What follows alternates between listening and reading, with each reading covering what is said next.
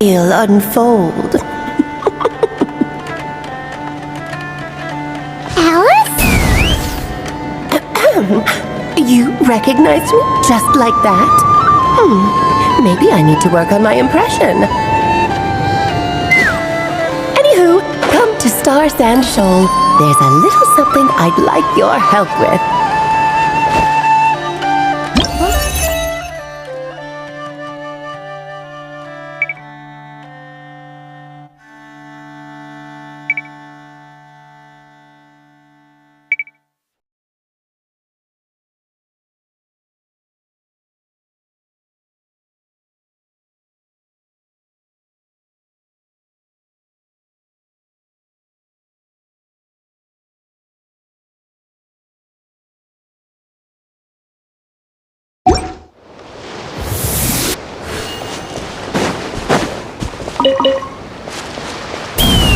Giddy up!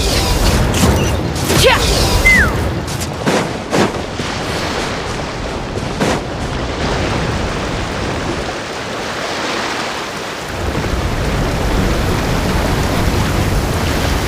Oh, it's Darren!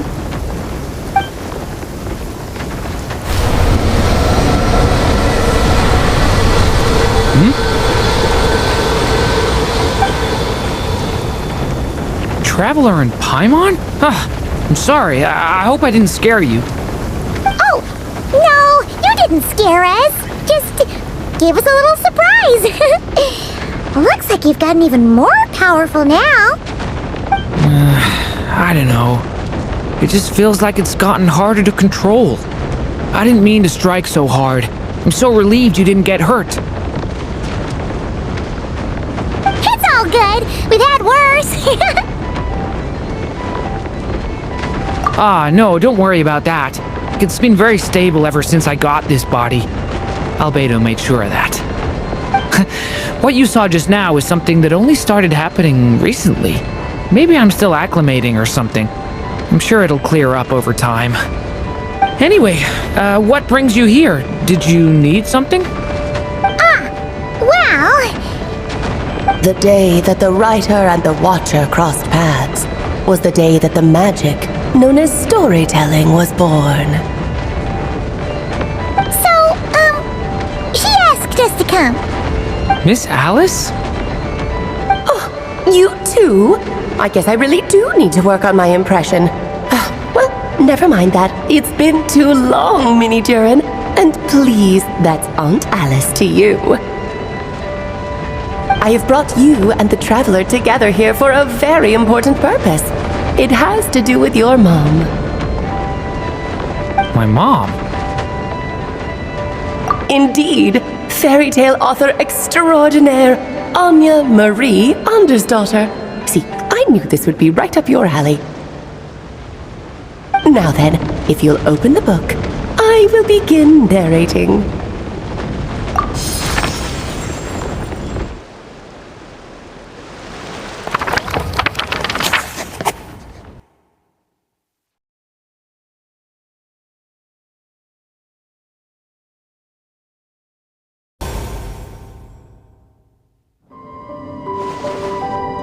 Whoa! What is this place? It reminds Paimon of Simulanka. The two are indeed similar. Both worlds were built using the same magic after all.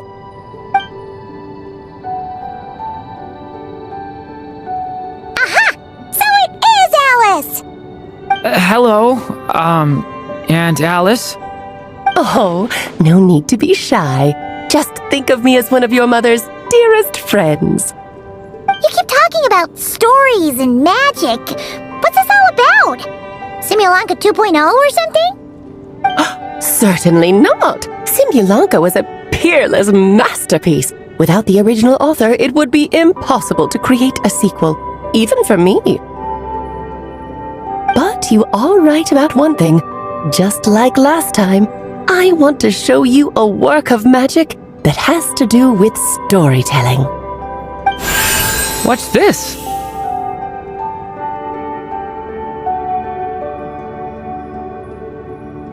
This is your mother's dying wish. My mother's dying wish was a book? Let me answer that with a question. What do you suppose would be a writer's greatest regret? Have you ever read a book called The Little Witch and the Undying Fire? Oh, that's because it was the work of more than one person.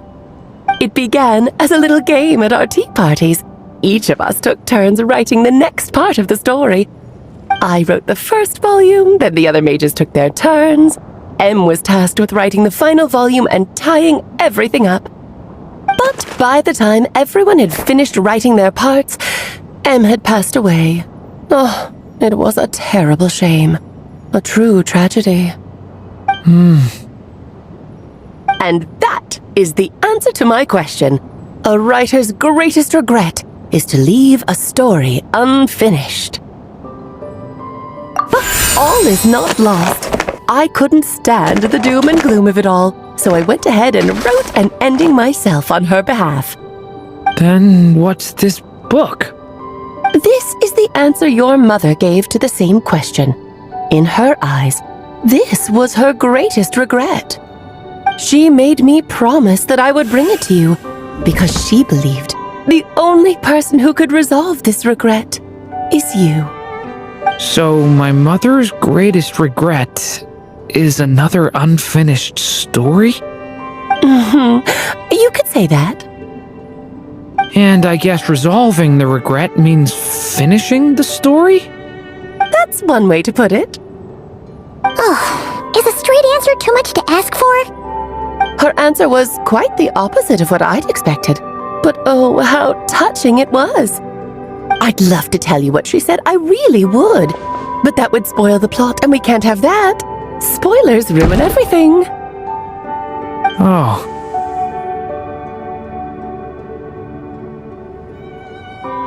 Just think of this task as giving a story a much-needed ending. All I ask is that you do your best. I understand. But I only just started learning human script, and I don't have any writing experience at all. Relax.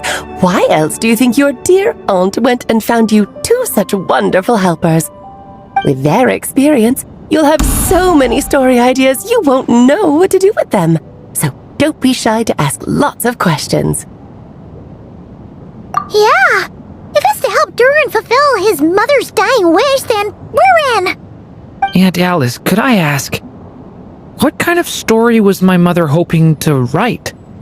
I had a feeling this might come up, but that answer isn't mine to give. You'll have to find it yourself, here inside this book. Don't worry, we'll help you come up with loads of ideas. Yeah, let's find a nice spot where we can settle in and read through this thing. We could even get some snacks, too. Ooh, the actual process might not be quite the walk in the park you're imagining, Paimon. Why's that? Because when Em created this book, she borrowed my magic. In other words, it's not a book you can just pick up and read. It's a magical book. Its chapters are scattered through memories of the past. Gather them all, and the book will show you its secrets. So, where are we supposed to find these memories? Em left a trail of clues for each unfinished chapter. Follow the hints, and you'll find them. Oh, and when it comes to adding to the story yourselves, you'll need to use this. And this is... This, my dear little Paimon, is the ink Em left behind. Infused with a little of my own magic, of course. If you're planning on writing something inside the book, you'll need it. It's extremely precious, so be sure to use it sparingly. This is all that's left. So we need to search for the memories and keep an eye on how much ink we're using. It just had to be a wild goose chase, didn't it? Perhaps it's just another form of storytelling. Em was ever so creative when it came to things like that. Just think of it as a little challenge your mom left behind. Who knows? There could even be a mysterious prize at the end of it all. I don't care about that. This was my mother's dying wish. Whatever it takes, I'll find a way. Yep. With the two of us by your side, you'll be just fine. Okie dokie. That should be pretty much all you need to know. Ah, and once the story's complete, do let me have a little look-see, okay? I've read everything she ever wrote, so naturally, I can't miss this one. Yeah! Most of the time, you're pretty hard to pin down. Don't worry, I'll know when you're finished. Just wait for me to reach out. All right, off you go. I can't wait to hear how the story ends.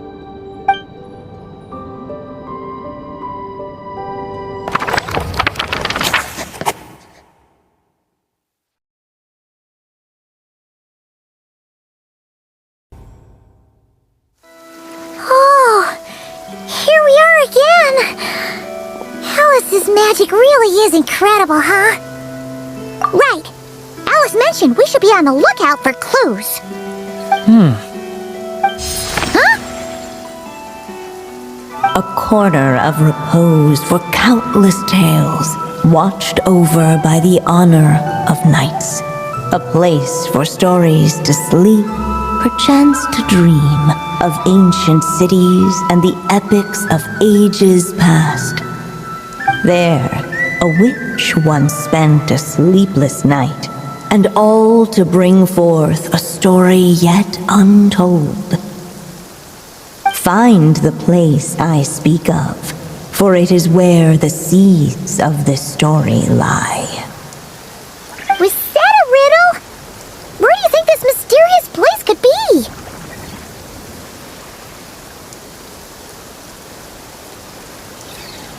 Hey, you might actually be onto something. Guess that means we need to head back to Mondstadt? I had a feeling that's where we would be headed. After all, it's where my mother was from, and I bet it's where she wrote this story, too. Yeah, that makes sense. Still, I feel bad about dragging the two of you along on such a long journey. Don't worry about it. We don't really have much going on right now, so we're all yours. Come on, let's go!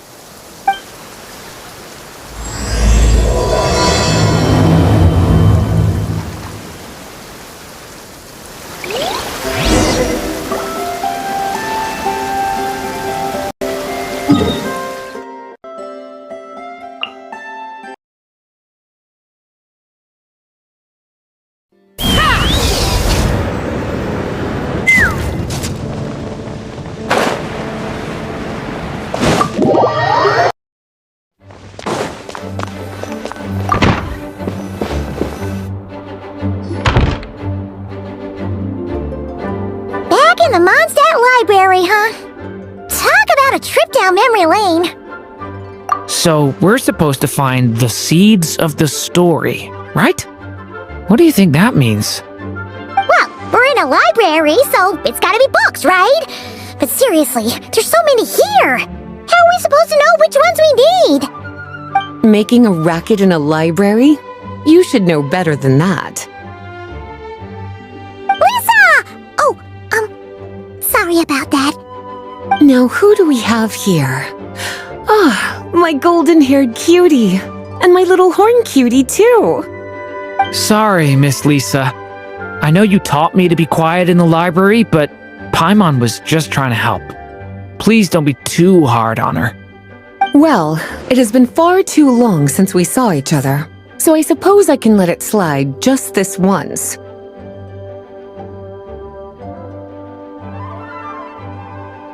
Back when he first arrived here, poor Jean wasn't sure what to do with him, so I stepped in to lend a hand. I figured, if I can handle a boy raised by wolves, then teaching one who's part dragon should be a walk in the park. Nice! Sounds like Durin was welcomed with open arms. Why, of course. Now, let's save the reminiscing for another time. I'm sure you're here for a reason. Did you need to borrow some books? It's kind of hard to explain. Maybe you could take a look at this. Oh?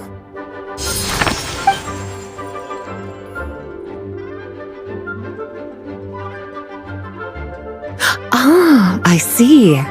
These so-called seeds of the story must be the books that inspired its creation. That's just how it is with stories. They grow out of the tales that came before them. And that mage, I can almost picture her here, hundreds of years ago, scribbling away at one of these very desks.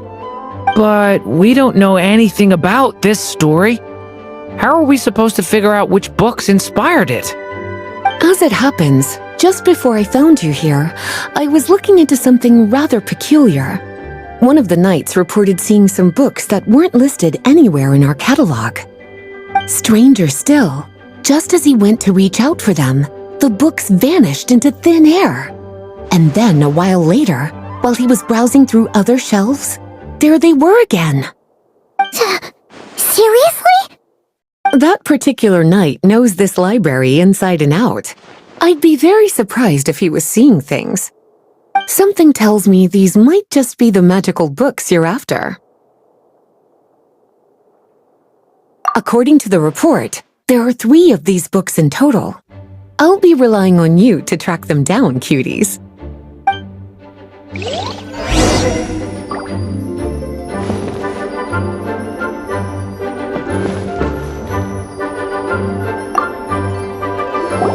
Well, did you manage to find them?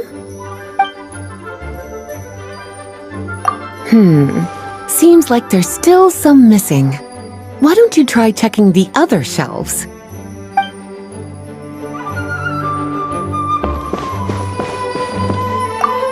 An experiment log? Looks like part of the title's been erased. There's something seriously suspicious about this book.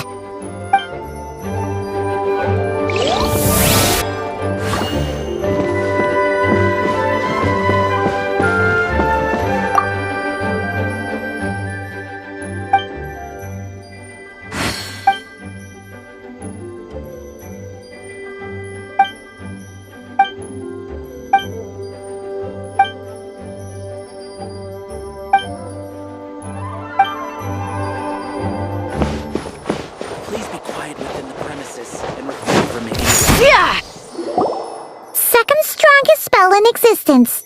Do not show Klee. Wait, there's actually a book like that right here in the Mondstadt library?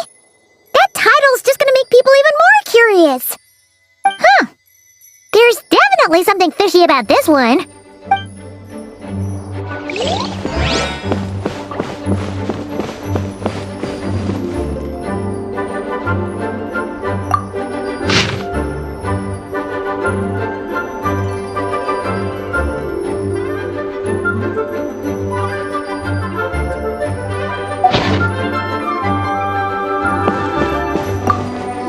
Looks like a poetry collection.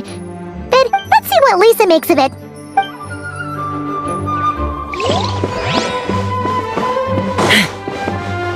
Take me up!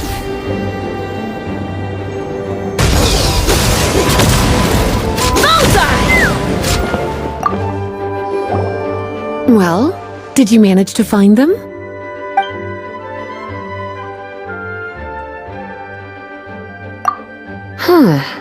This book definitely doesn't belong here.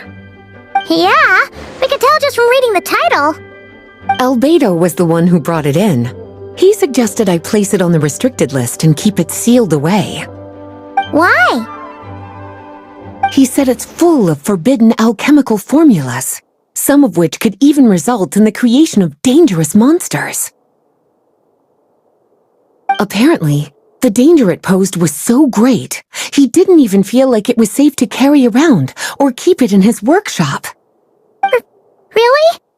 Definitely sounds like it shouldn't be here then. Still, if that mage read this book too, it must have been written a lot earlier than I'd imagined.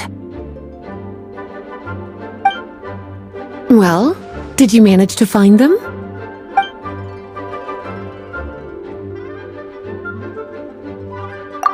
Truly extraordinary, and certainly not the kind of thing that should be just lying around. In fact, Miss Alice gave strict instructions about it. So, it's some kind of book of spells? Paimon's guessing magic this powerful should be kept a secret. It's true. This book does contain one of Miss Alice's spells. But honestly, virtually no one could actually pull it off, even if they tried. The only reason it's even meant to be in the restricted section is because we can't let Klee get her hands on it. After Klee was born, Miss Alice advised us to seal it away. She even added that little subtitle herself. So, it's to keep it away from Klee, huh? Does that mean she could use it to cause even more mayhem than she already does with Jumpy Dumpty? No, that's not it. As Miss Alice herself put it, letting Klee see it too early would spoil the surprise. Well, did you manage to find them? Yes, this is a restricted book, all right. It certainly isn't supposed to be here. Huh. But it looks like a regular poetry collection. How did it end up being classified as a restricted book? The issue lies with one of the poems inside. You've heard of the great battle that took place on Dragonspine, yes? 500 years ago, during the cataclysm in Conria, an evil dragon descended upon Mondstadt. A fierce battle with Dvalin ensued, but in the end, the evil dragon fell, and Dragonspine became its resting place. You're talking about Durin. The Durin of Dragonspine. Well, the poem in question turns the whole battle into a dance, with the evil dragon recast as an innocent child who came here in search of friends. But given all the suffering experienced at the claws of that dragon, how could the people of Mondstadt accept such a retelling? Bards are often accused of inventing history or distorting the truth in their ballads, but this one hit a bit too close to home. And since the knights back then were unable to track down the author, they decided to ban the entire collection, blot out the title, and seal it away for good. So the version in the poem, it was all a lie? I'm afraid that question is something only the dragon himself could answer.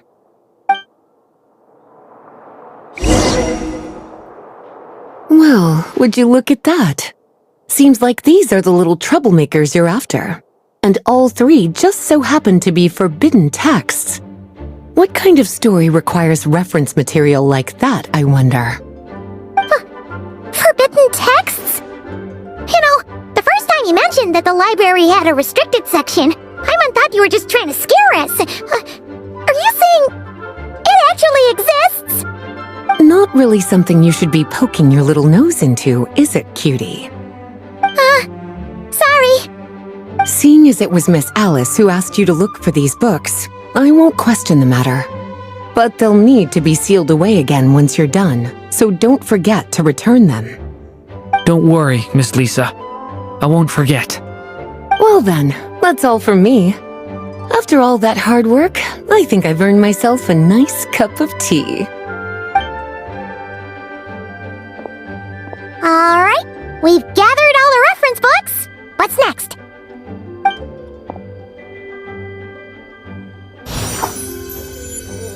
Wait!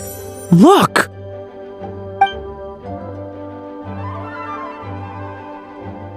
Quiet within the premises and refrain from making a racket.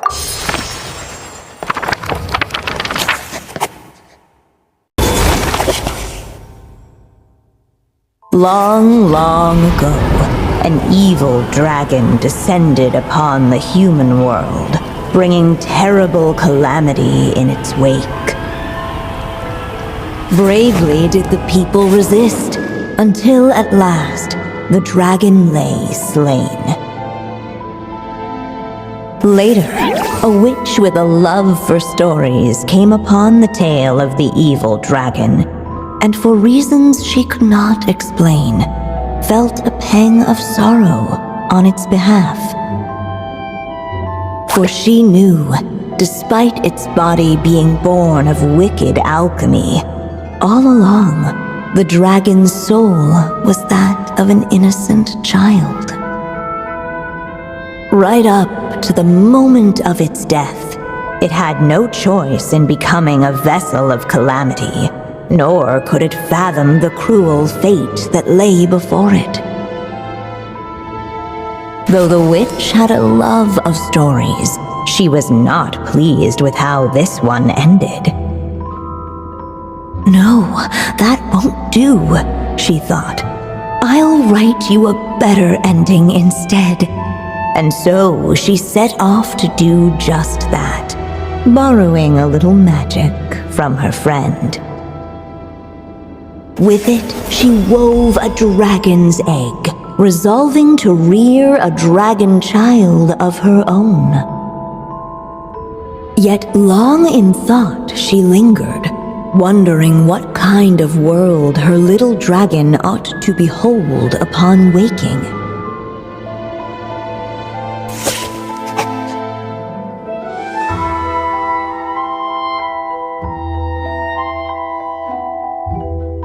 At last, she made her mind up, adorning the cradle with a wisp of woodland air. Then, she quietly waited for the egg to hatch.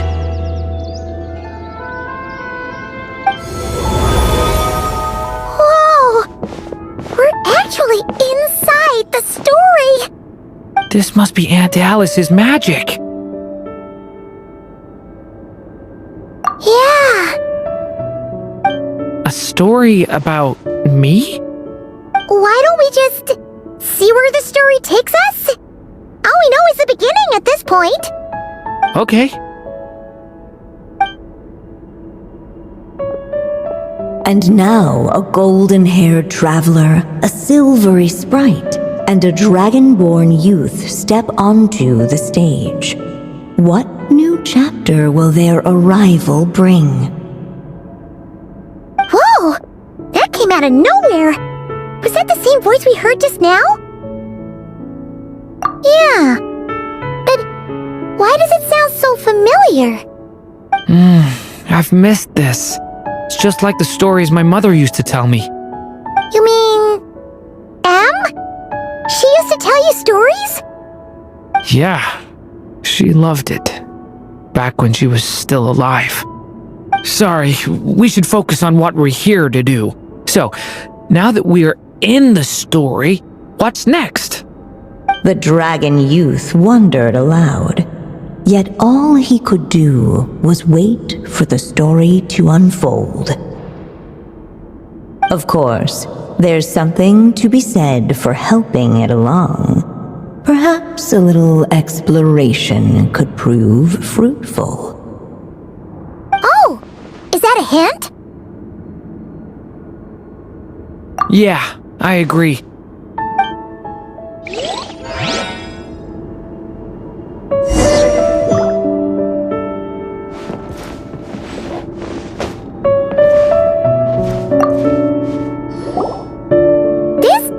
Doll is meant to be the witch in the story, right? Wait a second. All the people we've seen that look like that turned out to be mages from the Hexen Circle. Do you think the witch in this story is one of them too?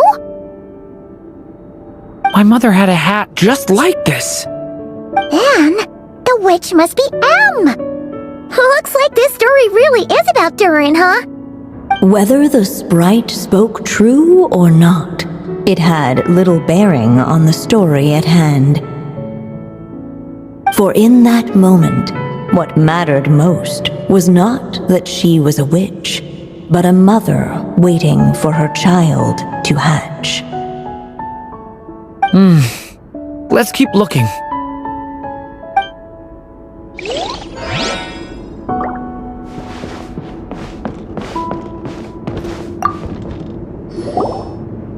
Look at all these books!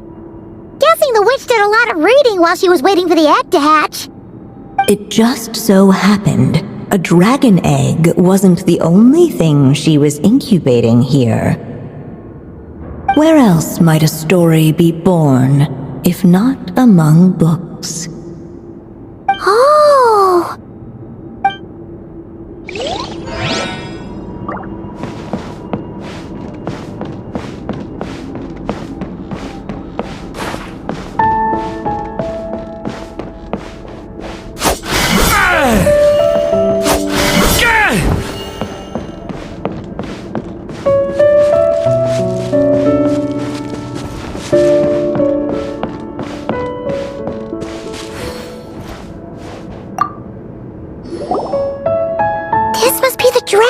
right? Looks like it's gonna hatch any moment now. So we've got a dragon egg about to hatch, a witch who loves stories, and that evil dragon we heard about at the beginning. Yep, it all adds up. This is my story, isn't it? Okay, so how are we supposed to help the story along? It feels like all we can do right now is wait. Apparently, it hadn't dawned on the group to look for a way to help the egg hatch faster. Oh, right! We're at the point in the story where we're waiting for the baby dragon to hatch, so that has to happen before the story can continue. With the flames at his command, perhaps the dragon youth might be able to provide the egg with sufficient warmth. What? You want us to roast the dragon egg? The silvery sprite's surprise betrayed her lack of reading, for in countless tales it is told that only by fire's embrace will a dragon's egg hatch swiftly. Huh, you kinda have a point there. Okay, I'll see what I can do.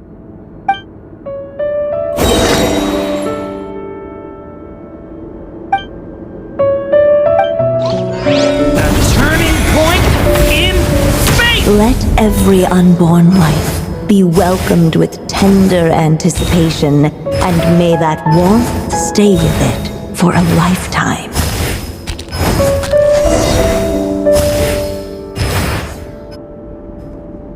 At last, under the witch's expectant gaze, the little dragon broke free from its shell. No living being has ever decided the moment of its birth. You were no exception, my child. I brought you into being because I willed it so, just like the witch who created that evil dragon. But I promise you this, your birth was wanted. You are loved. And you will have a different fate than the dragon that came before you. You've never told me those things before, but for some reason, I always knew. Thank you for bringing me into this world.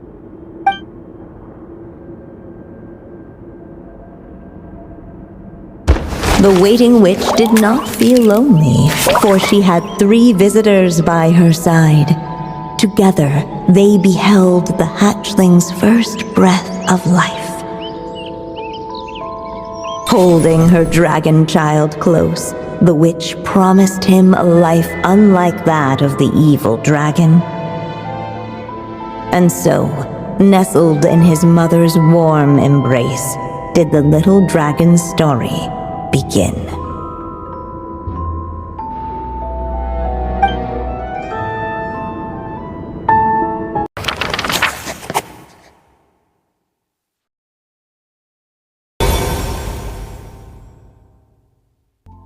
Wait, isn't this Mondstadt? Looks like we're back in the real world. Looks like there's more written on the page now and less ink left than before. So, does that mean we've completed this chapter? Yeah, but why does M seem to think that the story isn't finished yet? Durin broke free from the curse, came into this world with a new body, and even made a bunch of new friends. That already sounds like a happy ending to Paimon. True. Everything's always so mysterious with these mages. Guess all we can do is wait for more clues. Huh.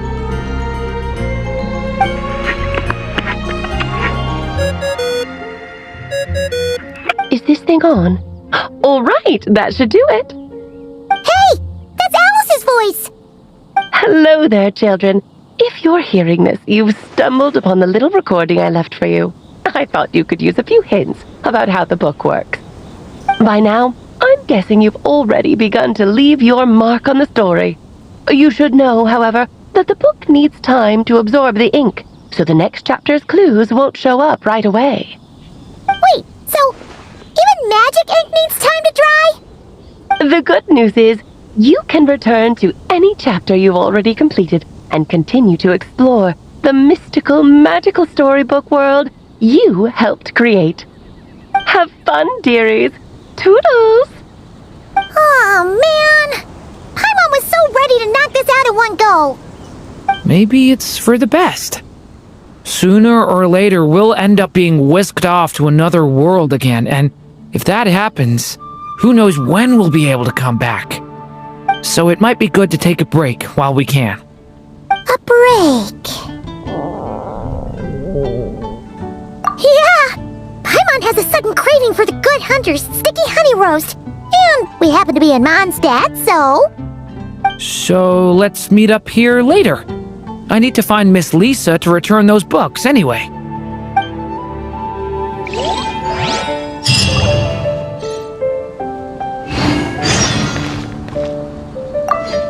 Aunt Alice said we can return to the story world at any time. If you feel like checking it out again, just come find me.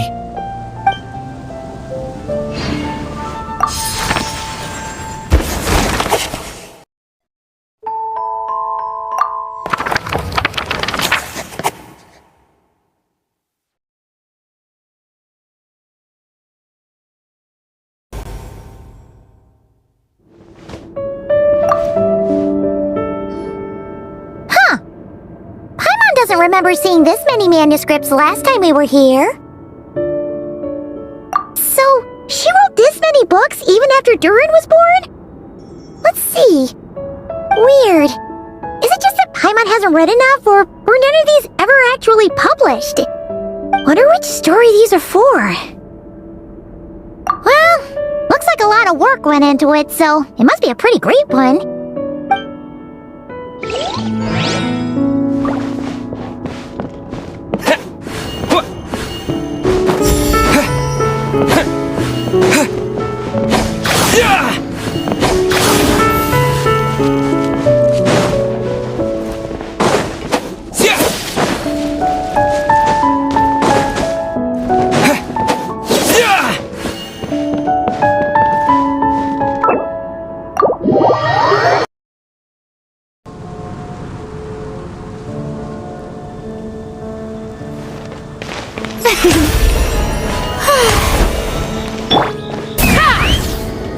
Giddy up!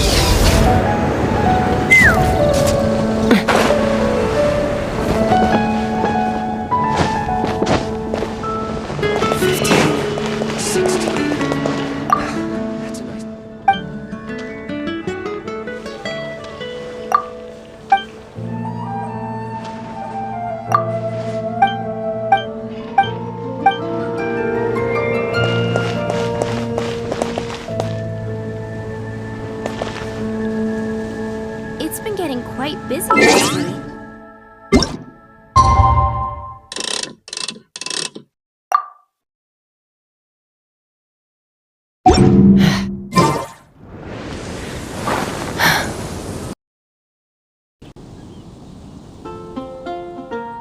Yeah, I was just about to come find you. Let's see what it says. Now sprout to life the story's seeds, stirred by wind-borne melodies. Then on that breeze the music leaves, fading into distant memories. Seek the place where wind and tale entwine, and once there, make 3 riddles into verse, and 3 melodies into song. For in poetry and song will this story start to blossom. Come on! Another riddle? All that talk about wind and melodies? What do you think the answer could be? Oh! Care to elaborate? Wind? Music? Poetry? Tone-deaf bards gotta know the answer. You mean Lord Barbados? Albedo introduced us when I first arrived in Mondstadt.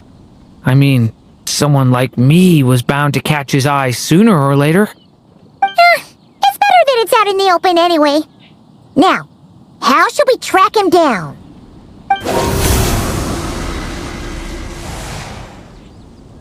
I'm pretty sure he's already caught wind of what's going on here. Why don't we just see where the wind takes us? Ah, right. He definitely makes it easy to forget he's a real god sometimes.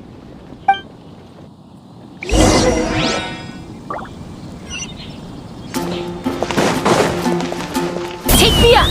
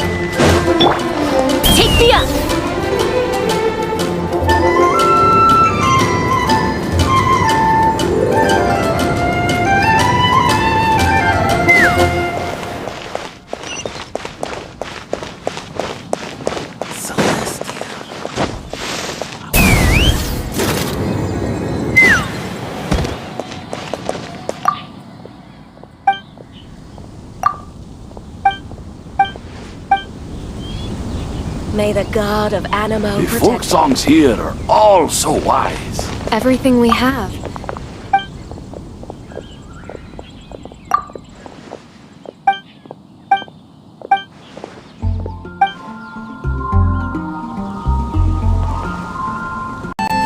Let's fly!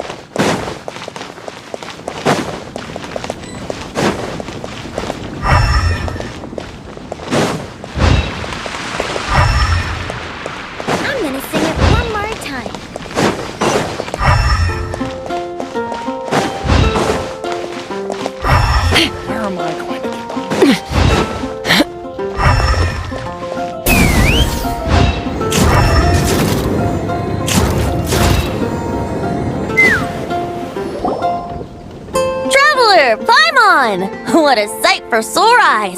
Ah, and the little dragon from the fairy tale world. I heard your voices calling out to me on the wind. Something about needing help with a riddle? Sorry to disturb you, Lord Barbados. Disturb me? Not at all! To tell you the truth, I'm just as curious about this riddle as you are. Let me take a look.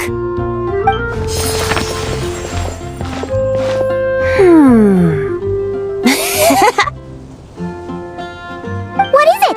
Did you figure out the answer? 3 riddles and 3 melodies. That sure takes me back. The answer you seek lies hidden in memory. Looks like running to Tone Deaf Bard was the right call after all. Long ago, those mages came to Mondstadt, seeking to test their strength against mine. But I replied, let us make music, not war, and resolve our conflicts through song. So I strummed my lyre and sang them this verse. Oh wind, welcome now, my guests. Pass through verdant leaves unseen, where shape your formless self may take, and offer up a graceful scene, a fleeting gift for welcome's sake. Leap at the edge of a sea of clouds, where land meets sky and sky meets ground. There frighten off the noisy crowds and bring my guests a calm profound. Fly beneath the stars up high, where mortal noise is swept aside, that my dear guests with starry eyes may share the dreams they hold inside. Now go to where I vowed to keep a quiet spot for them to sleep. No clash, no contest bars the way, just tea and mirth to fill the day. There you have it, the 3 melodies. As for the answers to those 3 riddles, I trust you can guess them by now. The woods, the edge of a cliff, and the sky? Correct! Funnily enough, your mother was also the first to solve it, all that time ago.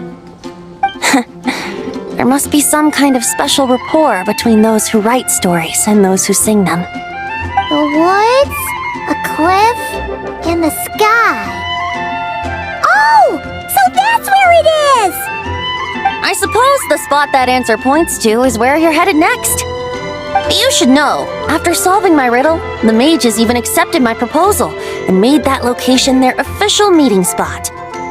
And going by what your book is suggesting, once you found it, you might want to try playing the melody I just shared with you. Guess you can be pretty reliable when it counts, huh, Great Animal Archon? Thanks for the help, Lord Barbados. Still got questions for me, huh? Yeah, you must have read countless tales in your time, being a wandering bard and all. In your experience, why might an author consider a story unfinished? Unfinished? Well, I guess if there's something left to accomplish in the story, or, if the last line goes, "To be continued." Huh? Wow, your helpfulness lasted for like 1 second. In all seriousness, I would think the answer to that question lies in your mother's story itself. It's not my place to pry any further. All right then, we should get going.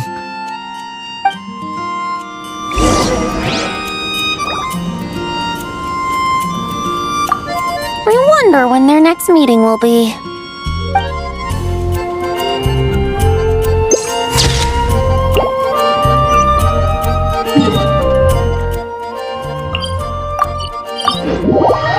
We're here! Now, we just need to play the 3 melodies, and we should be able to gather the memories for the next chapter, right? A musical performance? Huh. Out of all the things Miss Lisa has taught me, that's the one I'm worst at.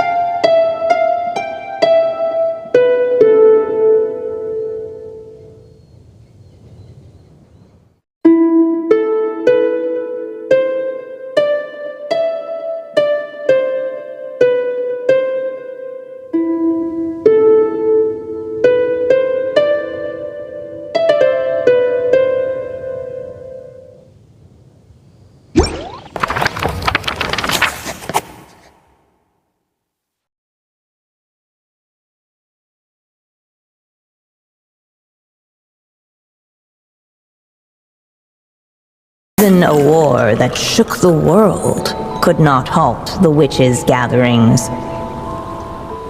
Yet even so, with the passing of time, 3 of their teacups no longer came to be set. The witches did not linger long in sorrow, for the Story Witch had brought glad tidings of her own. Born was her dragon child, safe and sound. Her fellow witches offered up their blessings, eagerly debating how to celebrate the child's birth.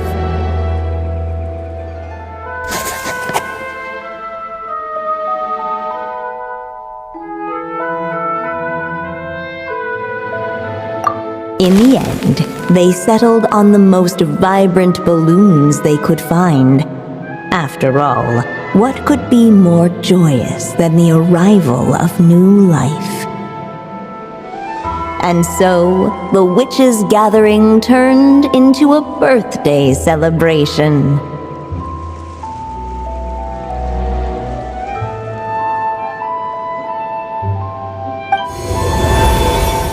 So, we're back in the story world, huh?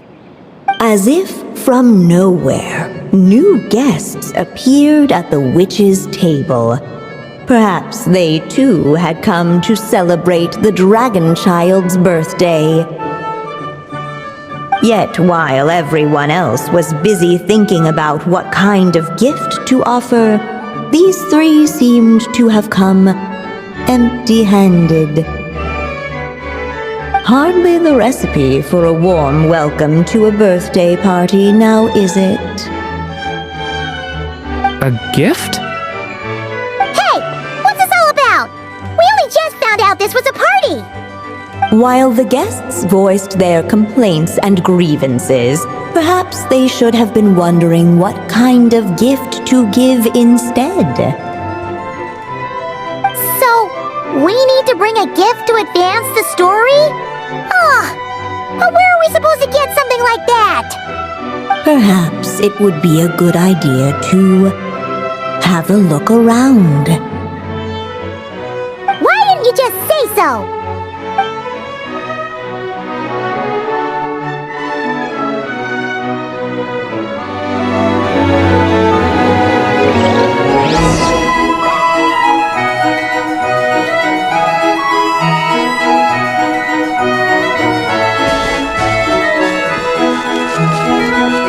No mark had been left on the page ahead. The group found themselves unable to move forward. Hey! Could we use these as gifts, maybe? At last, the guests found something to give the dragon child. Guess that's a yes then.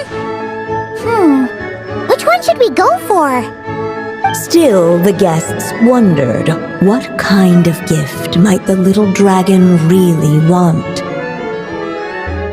Should they put a warrior's sword in his hand and send him out on an unstoppable quest to save the world?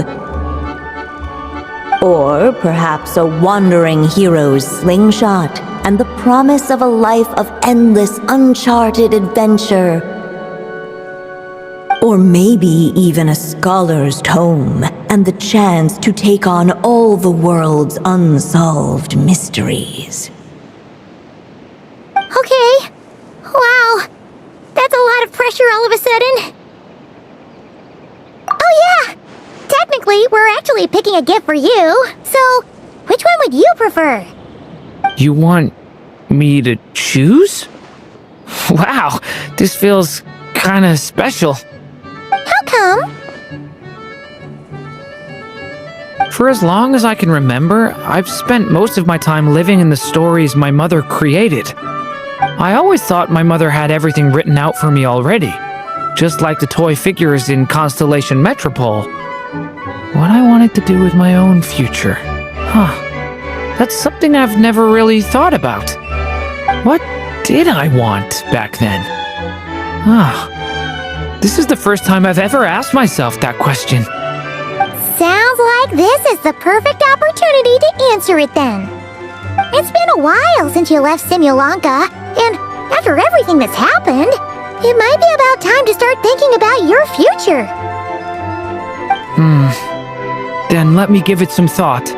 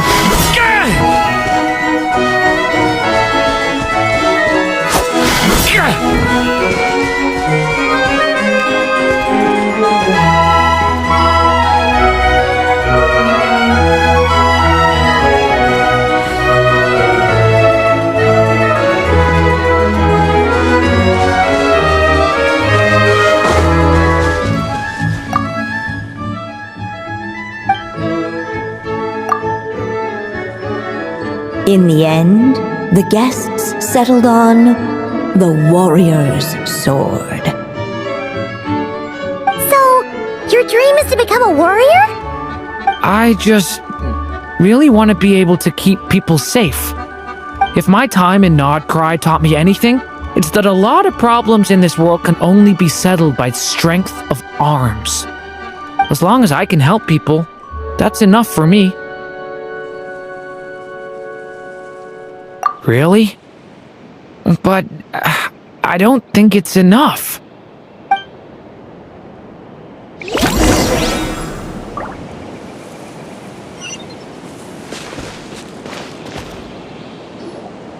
Alright.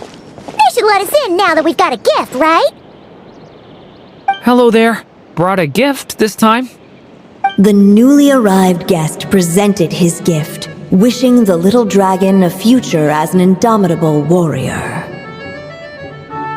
Accepting the guest's blessing, the Story Witch invited him and his friends to take their place around the table. Finally, she could introduce them all to her dragon child, telling all in attendance about the moment of his hatching, and of course, the name he'd been given. It was then that the Seer Witch, diviner of the stars, withdrew her gaze from the heavens and turned a sorrowful glance upon the little dragon. You gave him the same name as that evil dragon? That's right.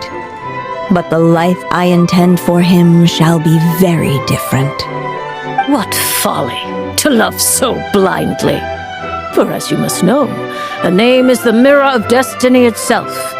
He who bears an evil dragon's name must also inherit the fate of its previous owner. His fate has been foretold. Then I'll rewrite it. The witches at the table fell silent, for they knew the Seer Witch's words had never once proven wrong. Yet, just as clearly, they recognized the Story Witch's resolve, for there is scarce a force in this world more fearsome than a mother's love. At last, the Merry Witch stepped forward, dispelling the uneasy silence. So be it. Then we'll all lend a hand. Together, we shall rewrite this child's fate. You mean to defy one of the fundamental rules of this world? I refuse to be shackled by such rules. Besides, this is a witches' gathering, is it not? What could be more fitting a subject for this occasion than to defy them? Oh? Sounds like an interesting experiment. I suppose, were we to succeed in this endeavor, we might bring a touch of wonder to this otherwise dreary sky of stars. The Merry Witch finally talked them all round, just like she had done many times before. Warm and strong as the sun she was, so much so, in fact, that those who her light shined down upon had no choice but to bask in it.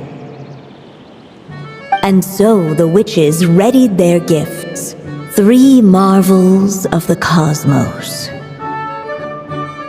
For this child, I shall decipher the ravings of the heavens and lay bare before him the trickery of fate. For this child, I shall leave a formula powerful enough to unravel the very origins of this world, that he may seek another solution for the conundrum of his life. For this child, I shall call upon wondrous magic to make possible his impossible wish. All the Story Witch had was the pen in her hand, yet with the love that flowed from it, she resolved to bring forth a marvel of her own. For this child, I shall leave behind the last story I will ever write, and with it, a path to an ending yet untold. With the witch's blessings given and received, the little dragon's fate at last began to turn. In the midst of the dragon child's birthday celebration, the seer witch proclaimed her prophecy. The child had been given the evil dragon's name, and with it, the burden of its fate. But hearing this, the Story Witch vowed to rewrite it all, for such was her love and resolve. And so the other witches offered their gifts in turn, marvels as rare as any in the cosmos. Together, they sought to test one of the fundamental laws of this world, in part to support a mother's love, and in part to sate their own curiosity. Oh, and I almost forgot. Our new guests came bearing blessings of their own. Who knows? Perhaps this extra bit of courage might be all the little dragon needs to change his fate.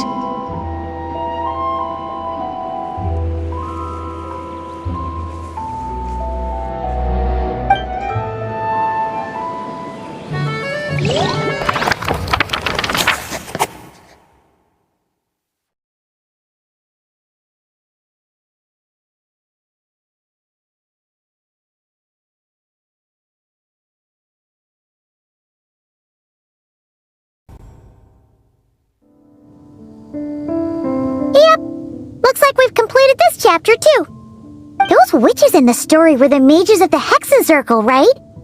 They sure seem to care a lot about you, Durin. But, Paimon kinda had trouble following their conversation. Just a bunch of mystery, as usual. The evil dragon's fate.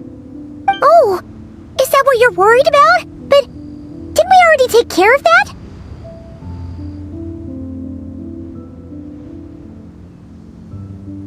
Ah, the mages must have had a hand in that, too. Also, I was just thinking, which part of the story are we even meant to be completing? Oh,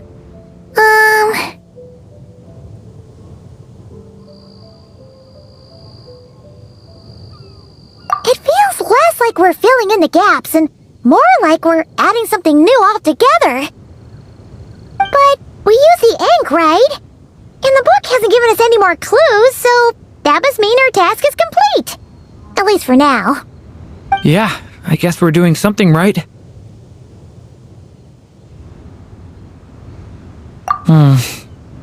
Maybe I'm overthinking things. It's just, this is my mother's final wish, so I don't want to mess it up. Anyway, thanks for all your help. I'll let you know as soon as the book reveals a hint about the next chapter. Okay then. See you in the next chapter.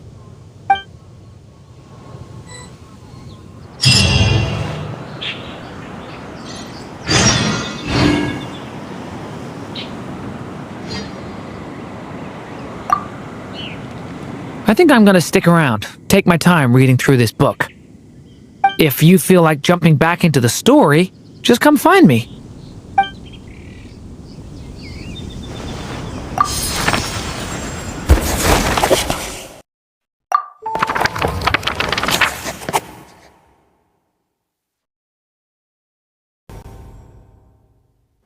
As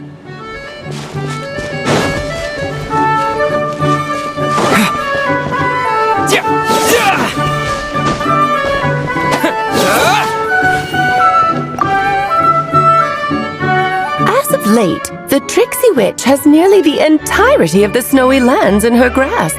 Now none but the Tsar can command her submission.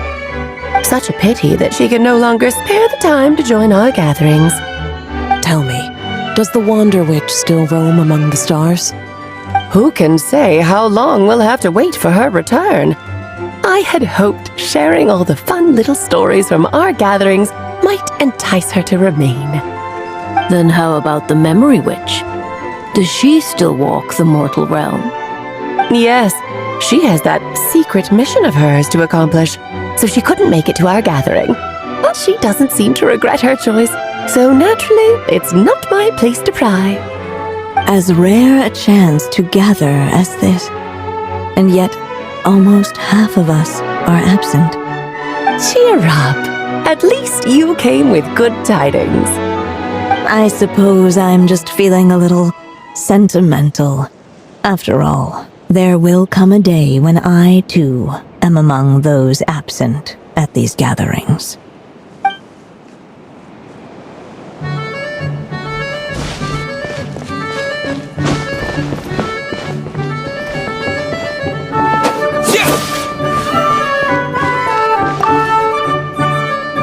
As of late, such a pit. Tell me, Who can Then how about the Memory Witch? Yes, As rare a cheer up. At least you came. I suppose.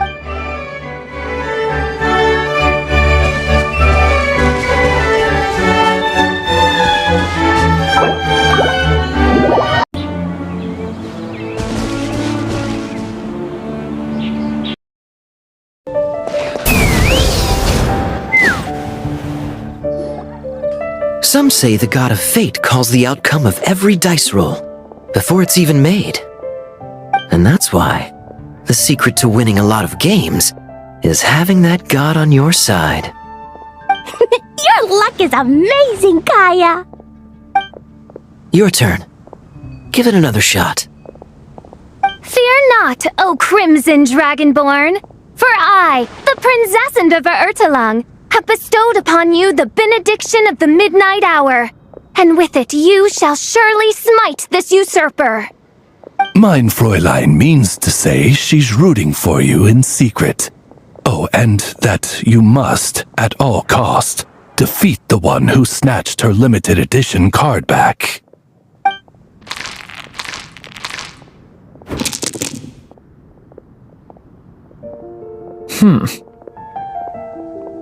I'm not too sure if that counts as good luck or bad.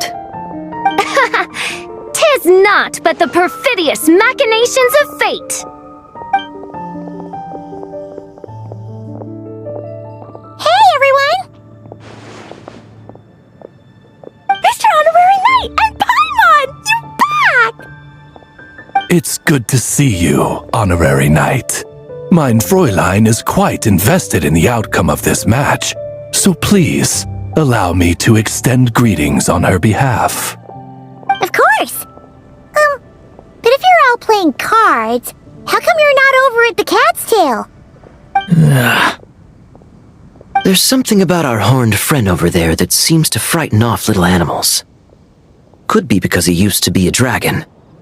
Normally, the animals just steer clear of him, but in the close confines of the Cat's Tail, let's just say, the feline residents probably consider it their turf. And we all know how dangerous a cornered cat can be. I just wanted to borrow one of their nests for a nap. One of their nests? Wait, you mean a cat sofa? Yeah, it's more comfortable for me. I can stretch out just the way I like.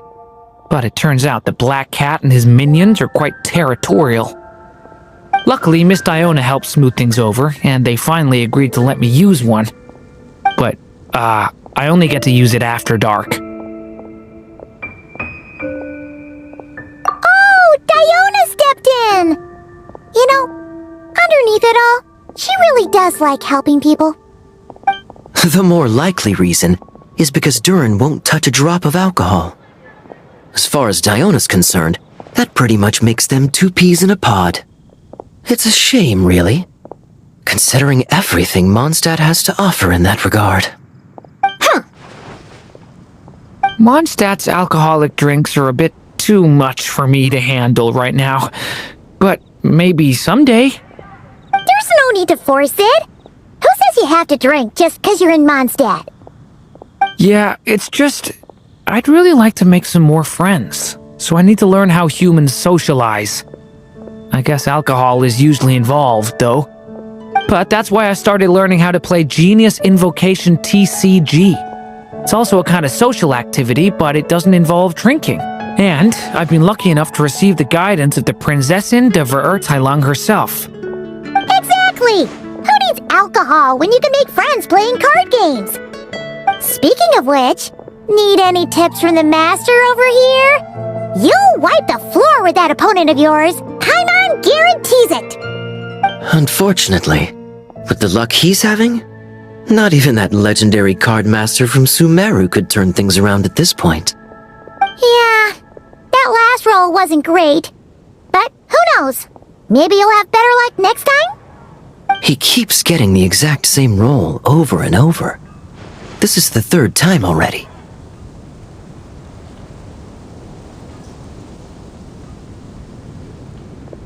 If there really is a god of fate, they could have cut this kid a bit of slack. Like, I don't know, make it possible for him to roll at least one other side of the dice? I think I've lost.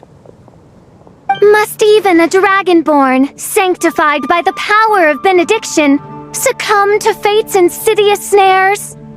Don't be sad, Durin. You'll definitely win the next round. You can even borrow Todoko if you want. Mom says she brings good luck. Thanks, Klee, but there's something more important I need to take care of now. Oh, okay.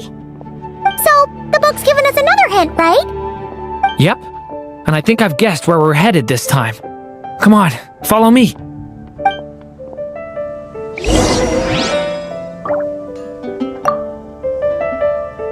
Honorary Knight and Durin, are you heading off in a big adventure? But Master Jean said I can't leave the city today. Promise me you'll tell me all about it when you get back, okay?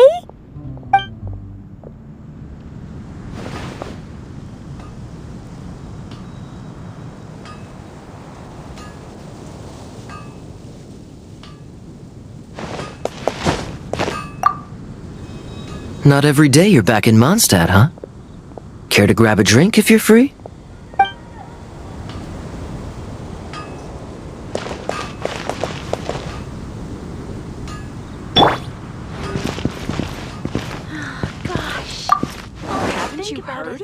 There's a strange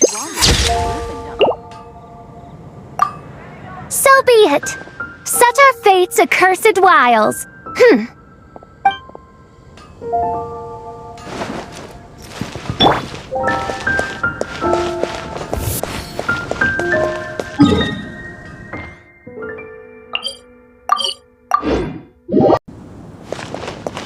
Take me up!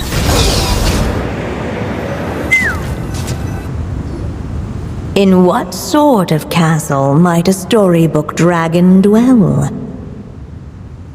The witch turned to a mighty dragon born upon the wind to seek her answer. From afar, she beheld a solitary castle, standing lonely beneath its wings, and wrote it into words. Its walls kept out the wind and rain, yet also cast a solemn shadow. Enveloped by their shade, the story's boughs were lulled into a torpid slumber and reached no further skyward. So that's the clue. I think we're meant to find a place where dragons live, and this time, in the real world. I asked around, and it just so happens that there's a place like that in Mondstadt. Yep, that checks out. I I've heard that the dragon here is called Dvalin, and that he's a magnificent creature. I hope I get the chance to meet him.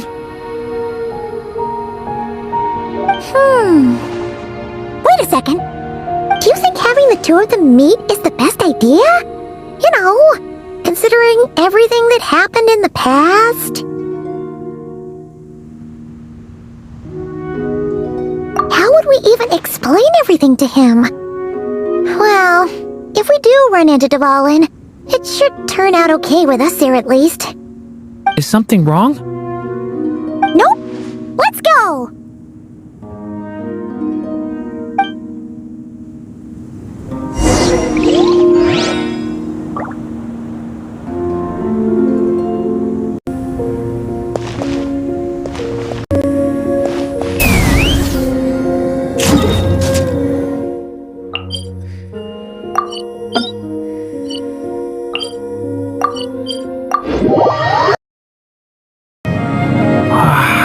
So, this is where Dvalin lives?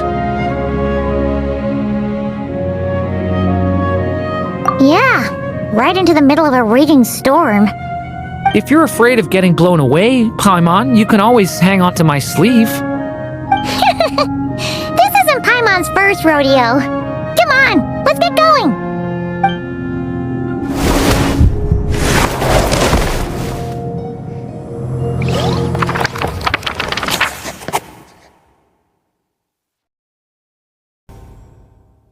The little dragon grew with each passing day, and the Story Witch, who loved him dearly, built him a big, beautiful castle. Yet in the end, she herself succumbed to time's merciless march, setting forth on a journey to a place beyond even the stars. All of a sudden, the little dragon found himself alone. He tried leaving the castle to make some new friends. But already he had grown the claws and scales of an evil dragon, just as the prophecy had foretold. Afraid he might hurt someone, the gentle little dragon hid within the castle his mother had built and came forth no more.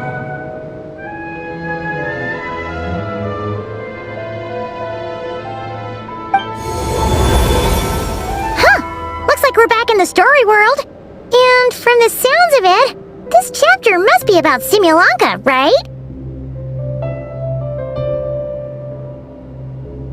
Yeah, like the fairy from the Forest of Blessings, the king of Constellation Metropole, that cat lady who turns into a box. Ah, yep.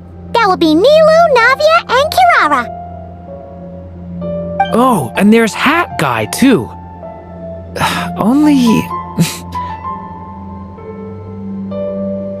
Only lately, whenever I see Hat Guy, I get this strange feeling. What kind of feeling? It's like there's something on his mind. He hasn't told me what it is, but I can sense it all the same. Well, he's always been kind of broody.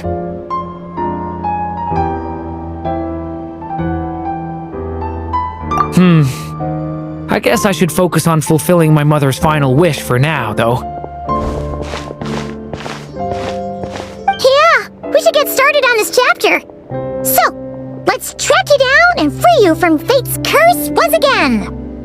That day, a small band of adventurers suddenly arrived beneath the castle walls. They promised to help the little dragon cast off the curse of fate.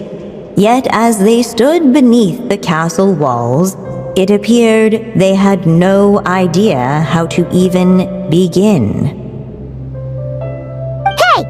Instead of making fun of us, how about giving us a hint?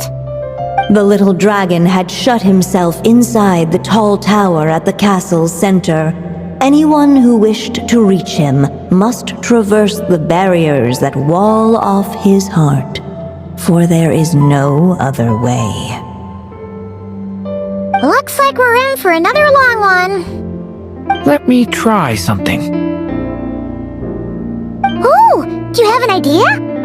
If that little dragon in the tower used to be me, then surely I'd know how he shuts people out better than anyone. Come on, follow me.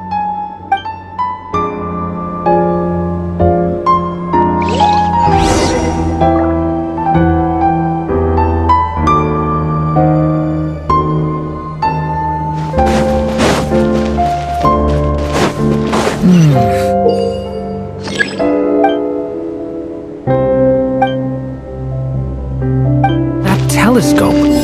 I've seen magical tools like that before. It should come in handy.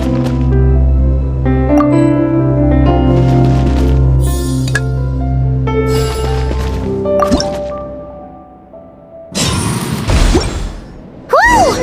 That block just got bigger! We can get past the obstacles ahead by using these blocks to jump upwards.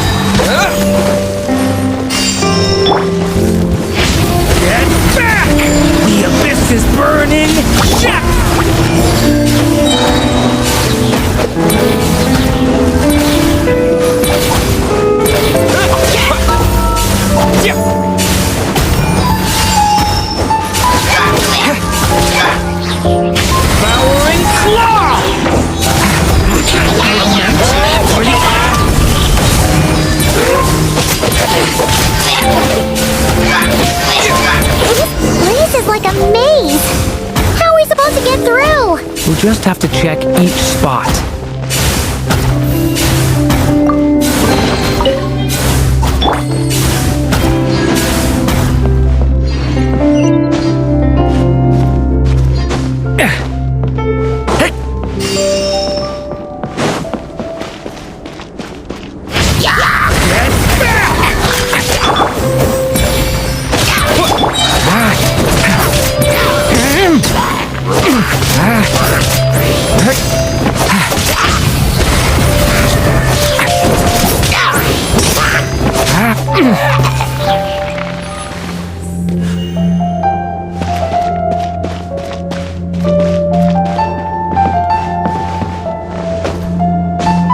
We should be able to use this block somewhere.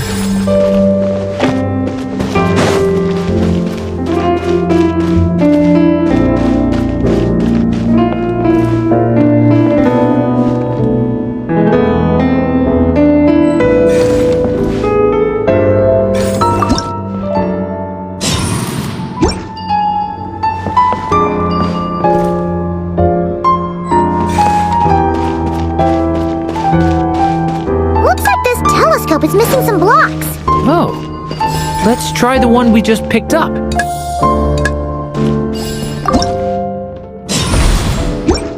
Still not enough.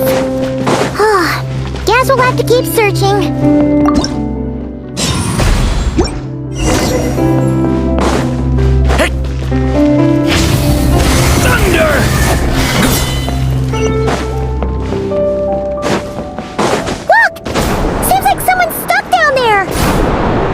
Should they continue towards the tower, or plunge into the shadows to rescue those in need? A difficult dilemma indeed.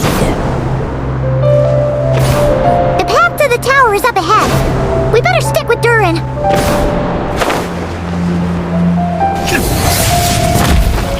It's so dark here.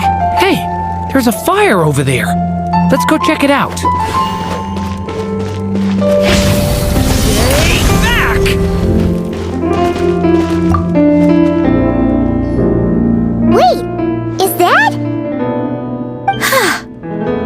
Pixie that can fly. Are you here to help the dragon break his curse too? Oh, what's this? More brave adventurers bold enough to set foot in this castle? Come, join the ranks of your liege's guard. Nilu and Navia! Nilu? No. I'm a flying squirrel fairy. And I'm a giraffe king. not this Navia you speak of.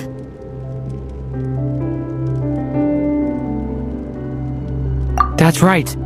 Oh, and don't forget Catbox Lady. Are you friend or foe? Friend!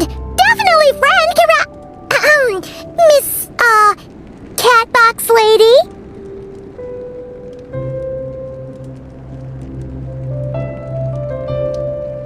Yeah, Simulonga is a big part of Durin's story, so guess it's no surprise the people we were with there would make an appearance. Okay, I think I get it now. Flying Squirrel Fairy, Giraffe King, Catbox Lady, please follow me. The shadows cast from the high walls of the tower were manifestations of the dragon's loneliness, barring the path of any visitor who wished to be his friend. The group of brave creatures sought to aid the little dragon in lifting his curse, yet without light to lead the way, the group was trapped, waiting on a miracle. These shadows are blocking our path. It seems like the little dragon is afraid to meet us. If only we had more firelight. But you three don't seem to fear these shadows. Why? Because I carry more than enough firelight for all of us. Besides, even though we're here to complete the story, who says it can't look a little different this time? Before I met you all, I was so sure I'd never make a single friend. I pushed away anyone who tried to get close, until some kind of miracle brought you to me. This time, allow me to return the favor. I'm not sure I followed all that, but you want to help the little dragon break his curse too, right? Yes, so please, come with me.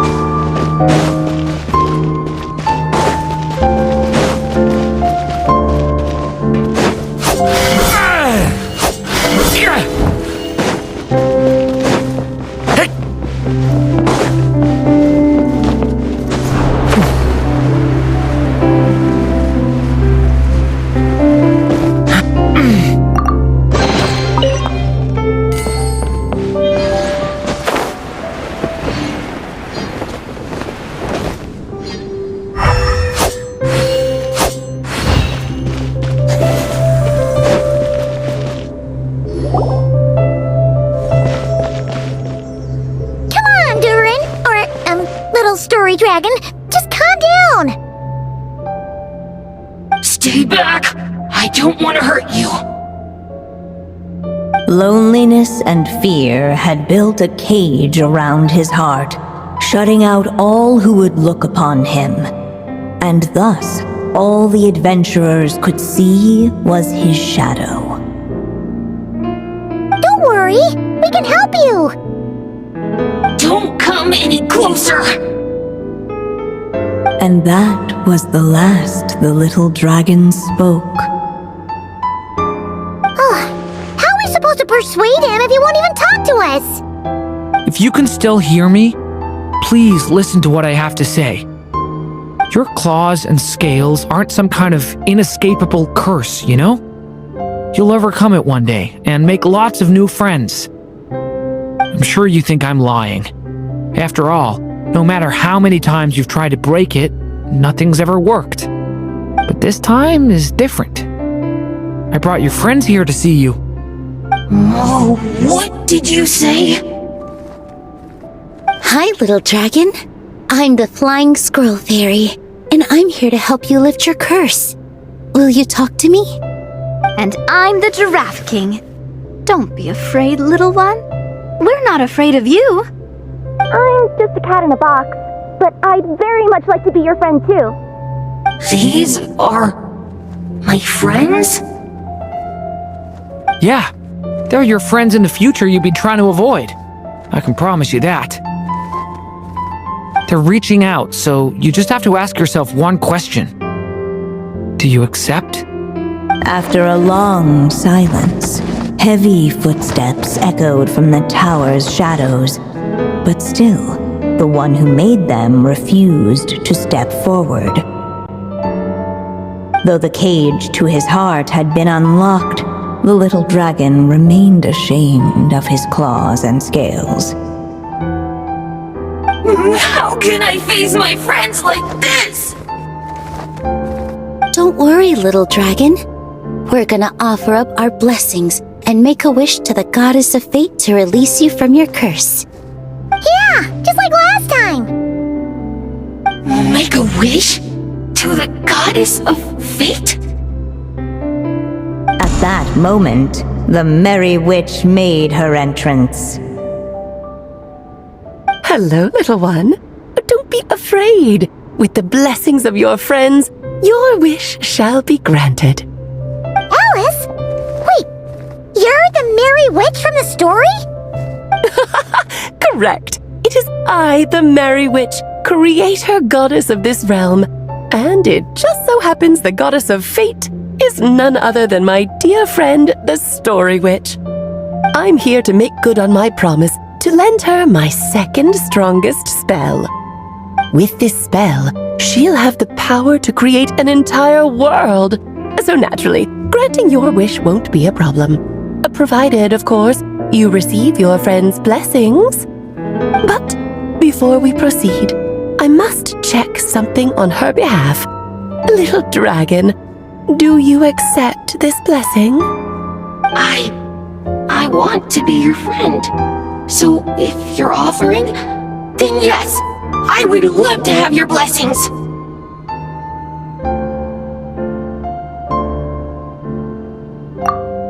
Were it not for the adventurer's blessings, this tale might have ended long ago. Thanks to them, another ending was now possible. Yet in that moment, they did not know if this blessing was truly a gift or just another trial in disguise. What? You didn't say a word when we actually needed a clue, but now at a critical moment like this, you turn up and start playing mind games? Another trial.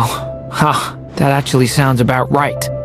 Be it the fictional problems of Simulanka or unavoidable conflicts in the real world, if you think about it, that's what they've been all along. But if it wasn't for those trials, I never would have met any of you. So, despite all that, I'd still like to give my blessings. That's the spirit! Come on, Durin! Let's help you make your wish come true again! On behalf of both my past and present selves, thank you, my friends.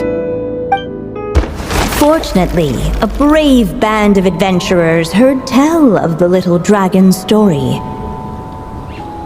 Determined to lift his curse, they fought their way through countless trials. To help him, they offered up their blessings and made a wish to the goddess of fate. At last, their wish was granted. Shaking off his scales, the little dragon stepped out of the tower's gloom. But his time in the world beyond the castle would soon teach him this gift would bring blessings and trials of its own.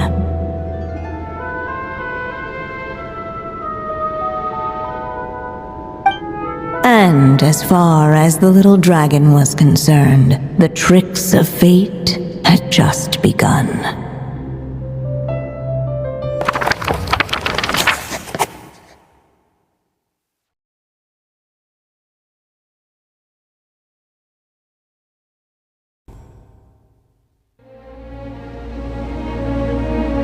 So, Durin's wish came true just like it did before. If this story was written by my mother, then surely that was the last chapter we just completed. Oh yeah! So, in other words, we finished it! Looks like that's a wrap on Alice's task, and there's even some ink to spare. Guess we'll have to wait for her to make contact, like she said. So, my mother's final story has finally come to a close. Sounds like you're a little sad to see it end. Back when I was still living in Simulanka, I was always under the illusion that my mother had never truly left. Every day I spent immersed in that world.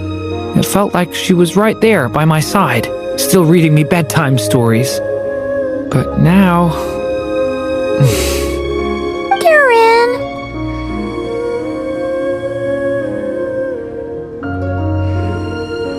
That's right! And you've got so many other friends waiting for you back in Mondstadt! Yeah.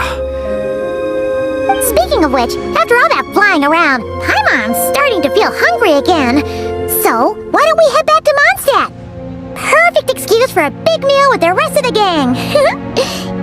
Now that you've fulfilled your mom's final wish, a little celebration seems in order, right?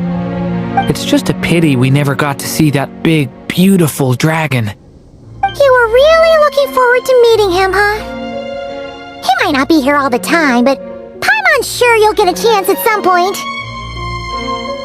Alright, no worries. Anyway, since this feast is to celebrate me fulfilling my mother's final wish, I guess it should be my little treat. Pretty sure that's how humans do it, right? Nuh-uh. This one's on the Traveler and Paimon. Celebrating each other's achievements is what friends are for. Honestly, when it comes to who treats who, human rules are so complicated. See? He wants to be friends with you too. But the moment hasn't come. At least, not yet. In any case, the story should have a better ending this time, don't you think?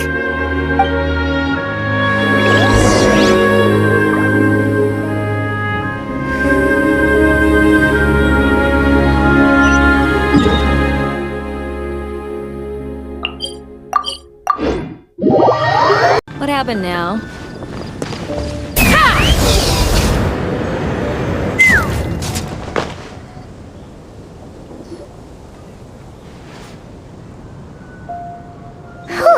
Feels like we were gone for ages. Hopefully, everyone's still here. So, your adventure was a success, huh? Want to grab a drink to celebrate? Absolutely not. No booze allowed.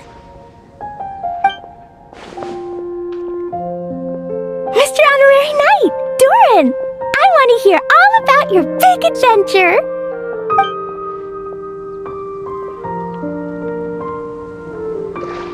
We're gonna order a big meal for everybody first. We'll talk while we eat. Yippee! Excuse me. Did I hear you call him Durin just now? But wasn't Durin the evil dragon that fell on Dragonspine? Come on, miss! This Durin isn't that evil dragon from Dragonspine! Albedo said... well... it was kinda confusing. But anyway, it's super cool! Oh, is this your first time meeting him, Marjorie? No wonder you're getting him confused. Still, even if you hadn't met him yet, shouldn't you have heard about him at the very least? At this point, pretty much the whole city has.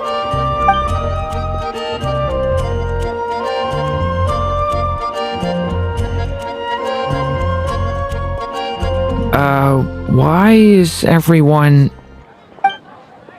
So, what exactly is his connection with the evil dragon? Wait, but those horns on his head... Surely he's not a... Did everyone just forget about Durin? No, that can't be.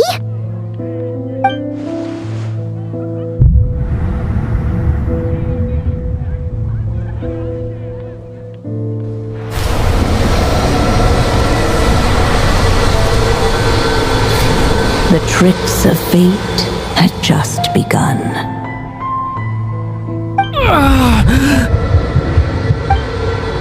Watch out!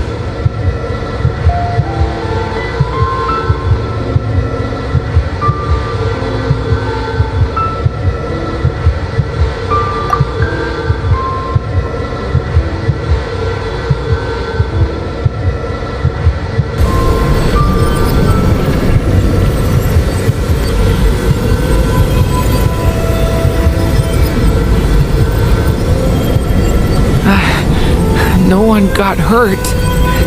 Did they? Durin! Durin!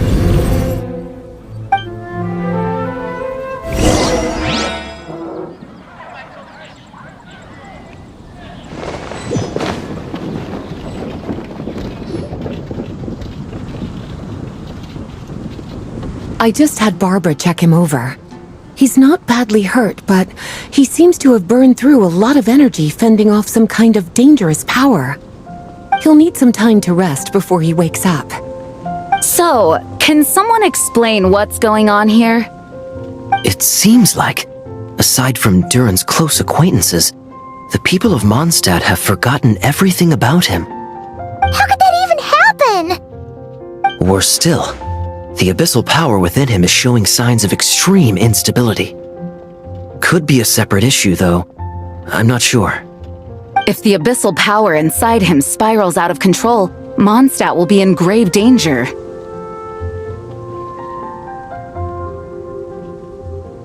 I completely agree. All right then. As acting Grand Master, I'll send a letter requesting Albedo's immediate return. Until then, the Knights will watch over Durin. That's pretty much all we can do right now. Also, allow me to look after this book for now. If you need to consult it, just drop by my office. Do you think the book might have something to do with what's happening?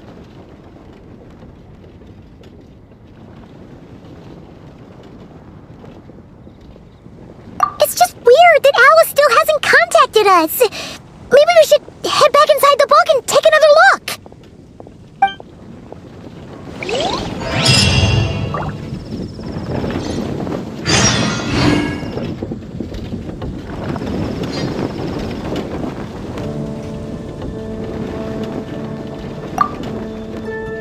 No need to worry. He's stable for now. Klee was really looking forward to hanging out with Durin. We'd better not tell her what's happened to him just yet. I'll have the Knights notify you as soon as he wakes up.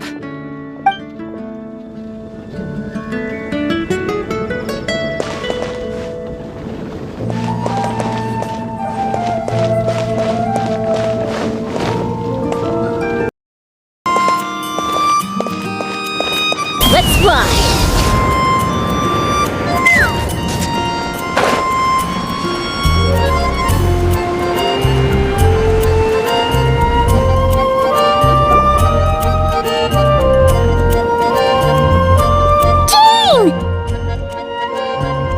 Hello, you two. I'm glad you got my letter. Durin's awake and waiting on the bench over there. I'm here if you need help. Just give me a shout. Don't worry about us. We'll be fine.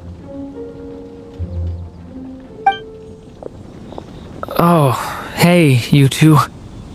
I just remembered what happened right before I passed out. Thanks for holding me back. I shudder to think what might have happened if you hadn't. I'm fine now. It's just... a lot of people seem to have forgotten me. Don't worry. We'll figure out a way to fix this. Why don't you start by telling us what happened? It felt so strange. After I realized no one recognized me anymore, I suddenly felt like I'd completely lost contact with my body. Abyssal power lies sealed within this body I inhabit. So when I lost my connection to it, I lost control of that power too. It wasn't until I heard everyone calling my name that I was able to reconnect with my body. You lost contact with your body? Does that mean there's something wrong with it? Sounds like we need Albedo more than ever. I don't think the problem lies in Albedo's alchemy. Huh. But then, why are people forgetting you? Guess that's what we need to figure out.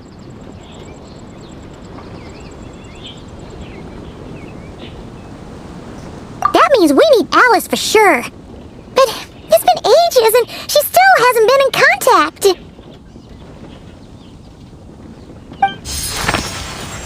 Now would be a really good time for a hint. How could the story's budding branches even hope to reach beyond the towering walls? Leaving the castle, the witch went off in search of the tallest, grandest tree in the whole world. High up in the canopy of that tree, she sought a resting place, a refuge where the little sapling might take root. Go to that place, for it was there that the sapling felt its first breath of wind. Huh? Was that another clue? Does that mean the story isn't over yet? Leaving the castle. It just occurred to me. If this story is all about my own experiences, then wouldn't what happened after I left Simulanka be part of it too? But how could she possibly know exactly what would happen? And even if she did, how could we know when the story was complete? Yeah.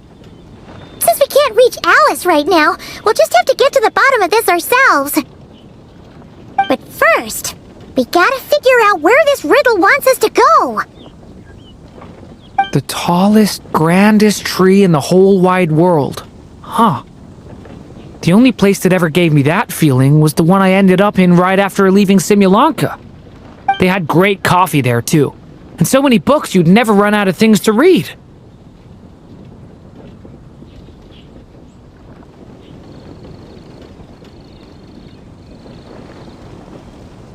Think about it. Our search in Mondstadt began in a library, right?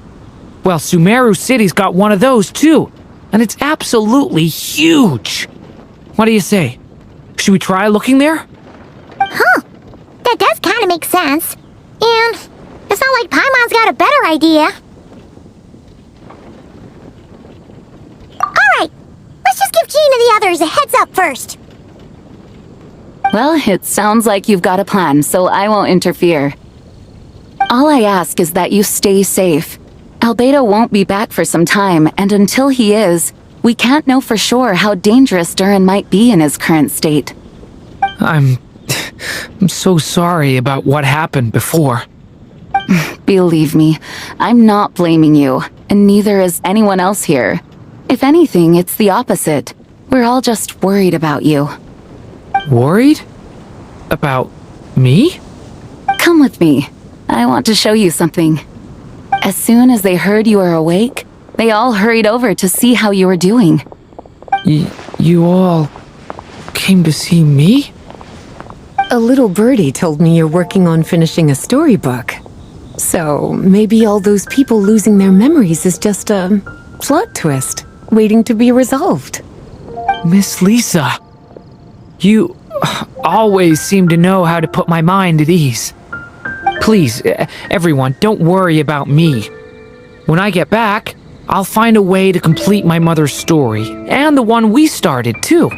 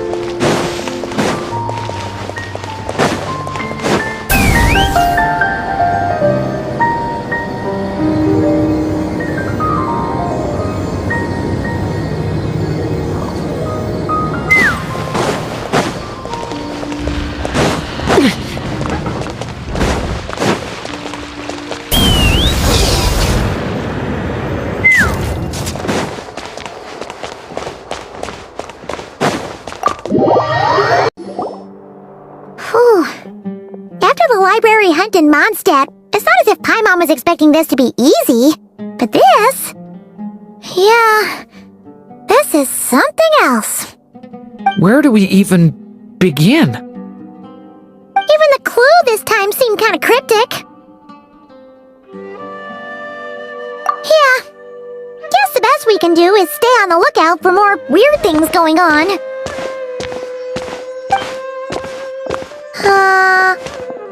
Huh?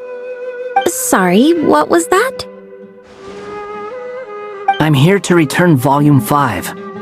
According to the catalog, Volume 5 of this series is not available for loan. I can't accept the return of a book that was never checked out in the first place. Let me put it this way. My copy is complete. Yours, on the other hand, is missing large amounts of content. So you should swap it for mine instead. Sir, you have to understand. Managing a library is a serious business, and we have protocols in place for this kind of thing. I can't just replace an important volume in our collection based on nothing more than your word.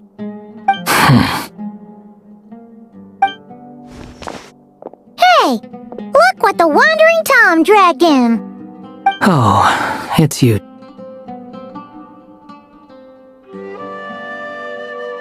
And, what is it you're doing here? I'm a traveling scholar, as you know. Isn't a library the most natural place for me to be? Well, the last time we saw you was all the way in Nodcry. Paimon just didn't expect to suddenly see you in Sumeru, that's all. There were some things I needed to come back and take care of.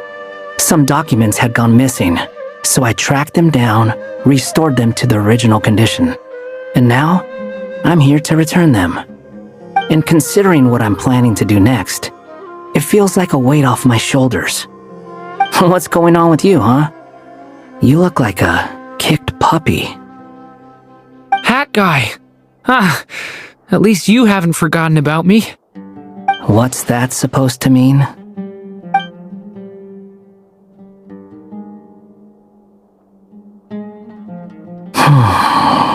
So it's been getting worse.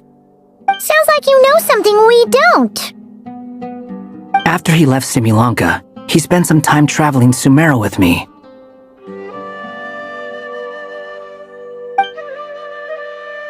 I was working on several texts at the time, and I stumbled upon something strange. Anytime Durin of Simulanka was mentioned, before long, the record would disappear. Which means, all the remaining records on Durin are about the evil dragon that fell on Dragonspine. How did you even discover that? If I remember correctly, Hat Guy loved the time he spent in Simulanka so much that he started writing a travel log. That's besides the point.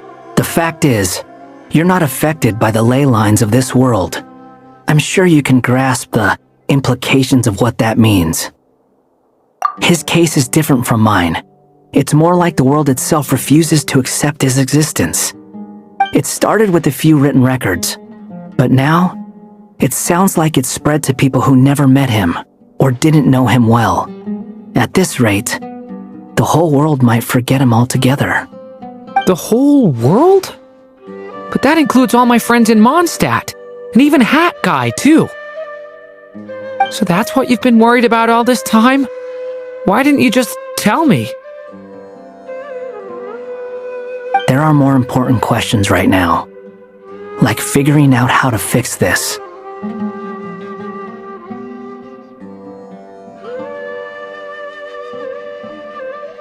That mage clearly cared a lot about her child.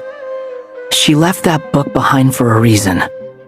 If you want answers, isn't that the place to find them? You think that didn't occur to us already? Problem is, we need to find the memory that unlocks the next chapter first. Mind if I take a look?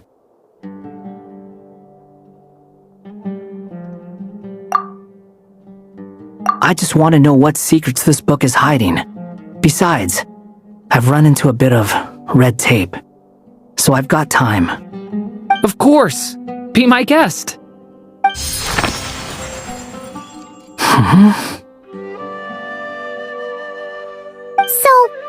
the memory we've been looking for was about you all along?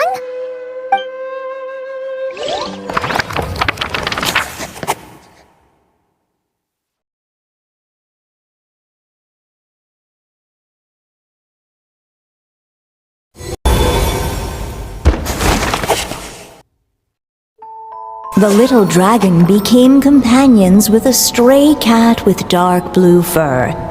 It was a friendship born of all they had in common. He left his castle at the stray's invitation, setting out to explore the world beyond its walls. There, he grew fond of the outside world, eager to make friends and share the story of his life. Taken by the dragon's story, the stray tried to write it down. But he soon realized that no matter how he tried, it would always warp into the evil dragon's tale.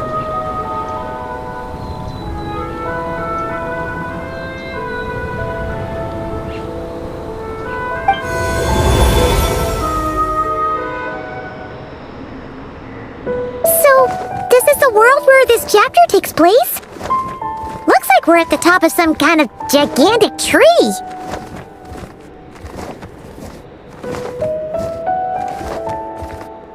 This one must be about what happened to me when I first arrived in Tevat. No wonder the memory that unlocked it was about Hat Guy. Most of my memories from that period were. Hold on. Anyone want to explain how I ended up looking like this? Maybe you've become a character in the story too. You see me as a stray cat? A wandering Tom, to be exact. You should count yourself lucky. Of all Durin's friends, your character is by far the most memorable. Maybe it's because I've known Hat Guy for longer, so my impression of him is more vivid than the others. Vivid? Then how come you haven't changed one bit? Guess that means the impression the traveler left was so vivid, it didn't need changing.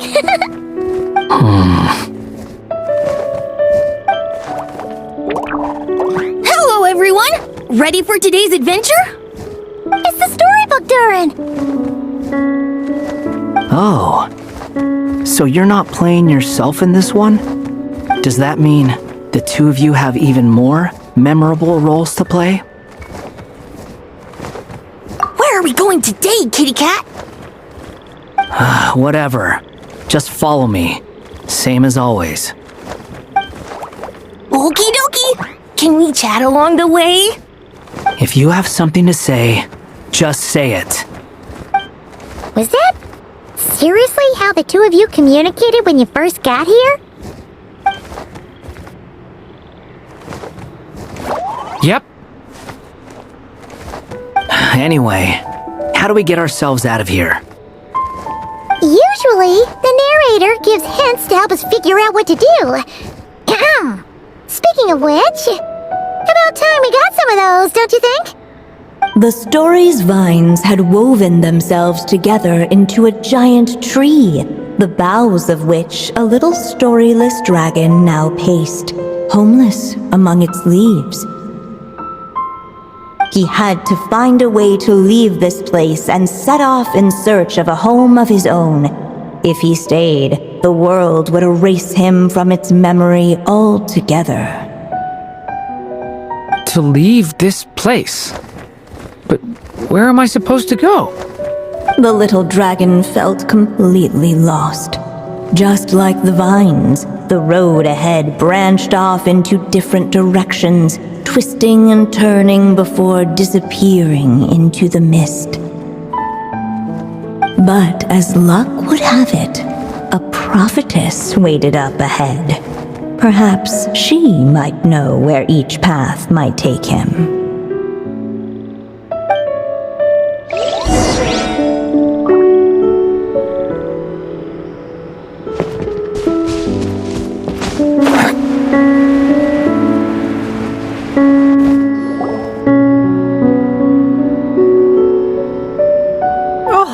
You must be the little lost dragon.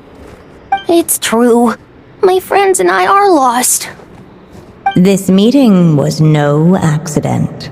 The prophetess was in fact the seer witch, here to present her promised gift.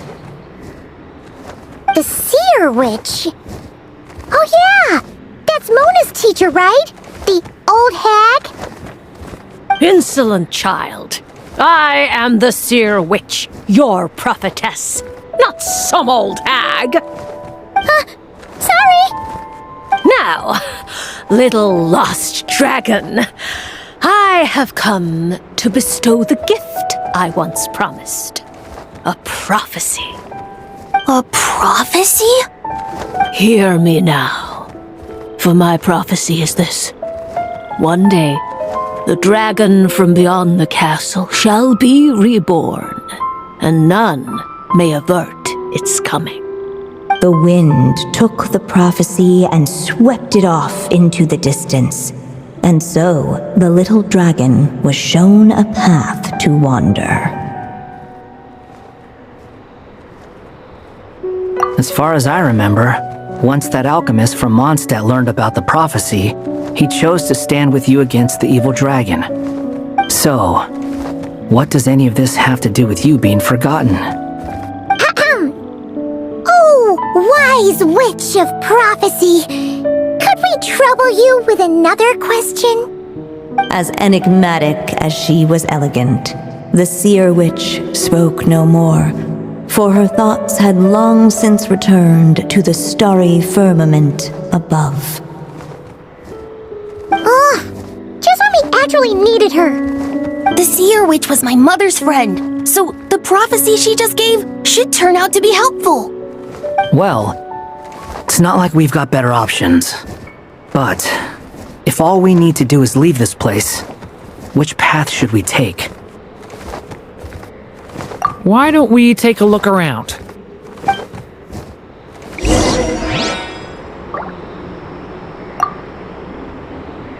As enigmatic as she was elegant, the seer witch spoke no more, for her thoughts had long since returned to the starry firmament above.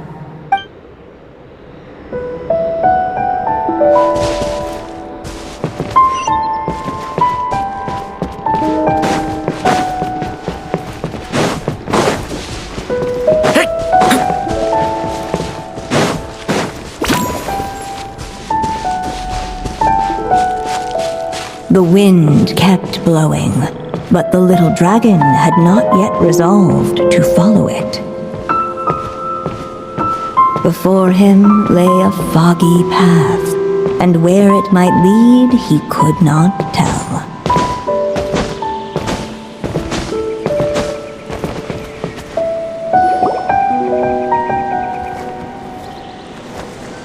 If we go this way, we'll be heading back to Mondstadt, just like we planned. Out of all the options so far, this seems like the safest, right? At least we know what happens next. He helps stop the evil dragon from returning, gets a new body, makes a whole bunch of friends, who all just forget about him. But you didn't forget, Hat Guy. I'm just saying, choosing this path wouldn't solve the main problem. You'd still end up being forgotten. Huh. I'm not against choosing this path. I just wonder what secrets it might be hiding. Let me think about it.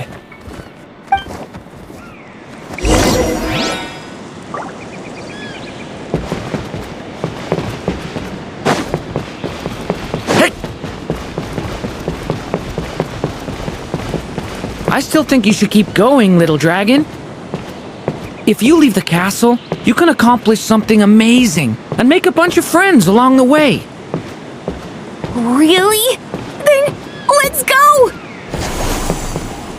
Unable to preserve his story, the little dragon wandered astray. Fortunately for him, a certain prophetess had left behind a prophecy to guide him. The wind took the prophecy and swept it off into the distance, and so the little dragon was shown a path to wander. Following the wind's guidance, the little dragon made his escape. In turn, the prophetess affirmed the little dragon's choice, leaving an extra secret as her parting gift. Now that you've made up your mind, I shall keep my promise by explaining fate's little trick. Long, long ago, the gods of the high heavens gave the world outside the castle a magic of its own. They called it storytelling. It was a magic of almost unshakable power that governed how people met, grew close, and understood one another. Each person had a story meant for them and them alone, one whose ending was written in the heavens long ago. In truth, your story and the evil dragons are simply two versions of the same tale, and that is something the magic of storytelling cannot abide. Beyond the castle's walls, your story cannot take root, for the evil dragon's tale has done so already.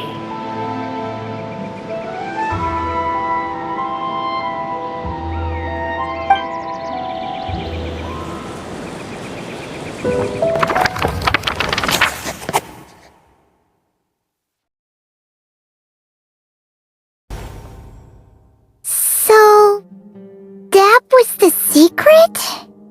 Huh. You still don't get it?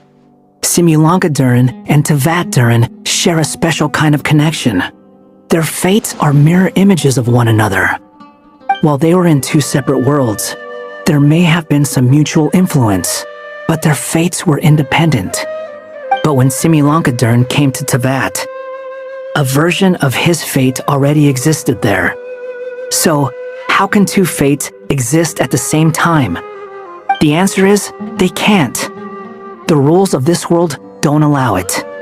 You can't return a book you never checked out in the first place. So, what's Durin supposed to do? Those mages seem to have come up with quite the ingenious solution.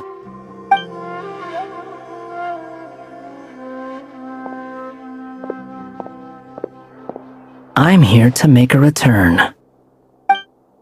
As I said, there's no record of Volume 5 of this series ever being checked out. Then just think of this as Volume 6. Based on what I know, the author was planning on publishing another volume anyway. The catalog does have a slot reserved for Volume 6. So, this is it? Sure, let's go with that. All you need to know is, I'll be the one writing this series from now on. You...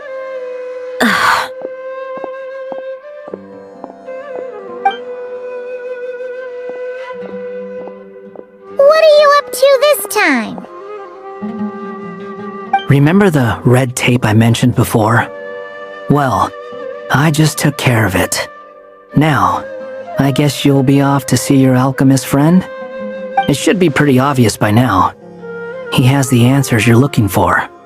Well, we do have a whole bunch of things to confirm with Rubedo, that's for sure.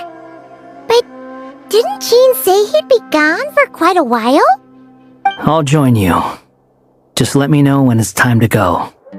Hat guy? Don't sound so surprised. I'm part of this story too, aren't I? I'm just playing my role. Well, yeah.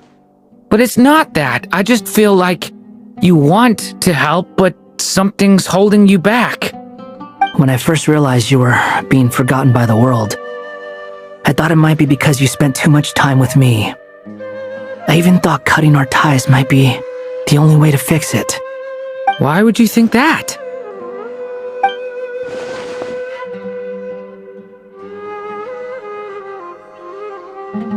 It doesn't matter now. Judging from the answer this book has given us, I was probably overthinking it. Just as well, with the ley lines rejecting him like this, the people who still remember him are his only remaining connection to this place. If that last fragile tie was broken, who can say what devastation his unbound body might unleash? And to think I'm one of the people keeping you here, instrumental in helping change your fate. Can't say I saw it coming. Well, if it's good enough for Hat Guy, it's good enough for me. After all, he is about as odd as humans get. Excuse me? With some people, even if you try asking a simple question, they'll always give you a complicated answer. And the more you ask, the more complicated it gets. Truth is, Hat Guy's just that kind of guy. Whatever. All I needed was a yes or no, so we can quit it with all the back and forth.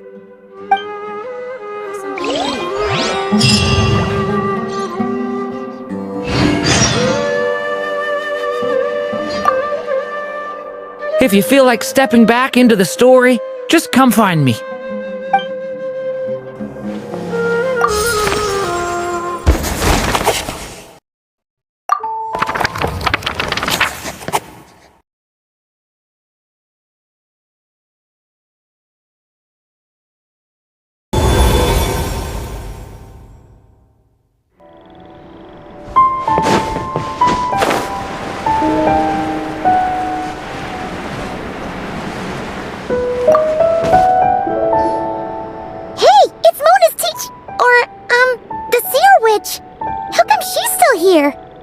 Who goes there?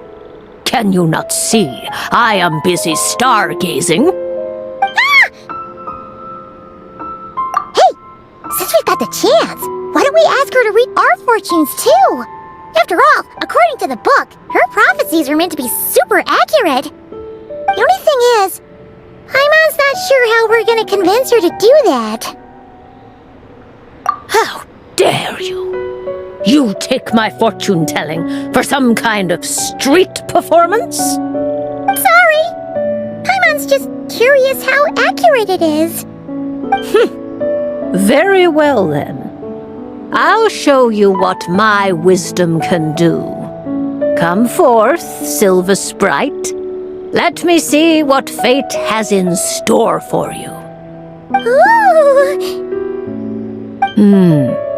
You truly wish to know your own fate. Come on! Enough with the suspense already! Is it good or bad? Oh.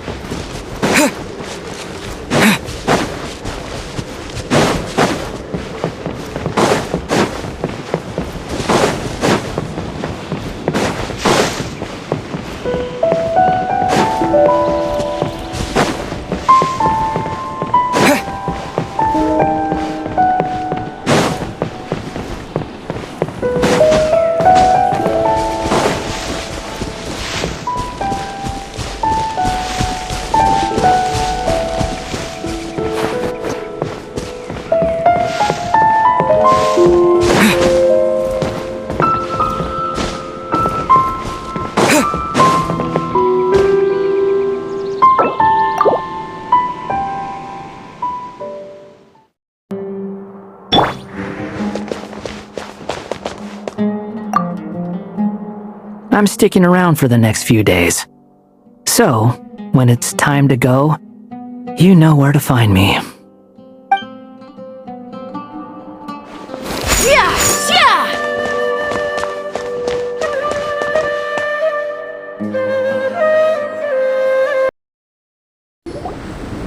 So this is the other Durin, huh? If this had been the dragon that ended up being revived in Mondstadt, there's no telling what kind of calamity that people would have had to endure. So, if you think about it like that, Durin's actually a hero.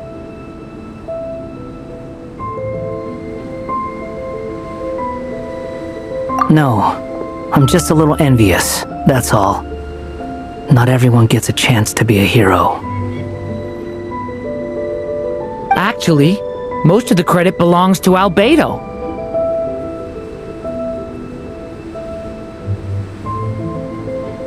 Then again, barely anyone even remembers you at this point. So I guess there's not much left to envy. Oh, so you three still remember Durin? Looks like the memory loss hasn't spread to close friends. Yet. I guess that means my memory of you must still be complete as well. Rubedo! You're finally here! Oh, boy, do we have a whole pile of questions for you! Oh, you're here too? I think I've pieced together some of what happened to him. But what's your take on things?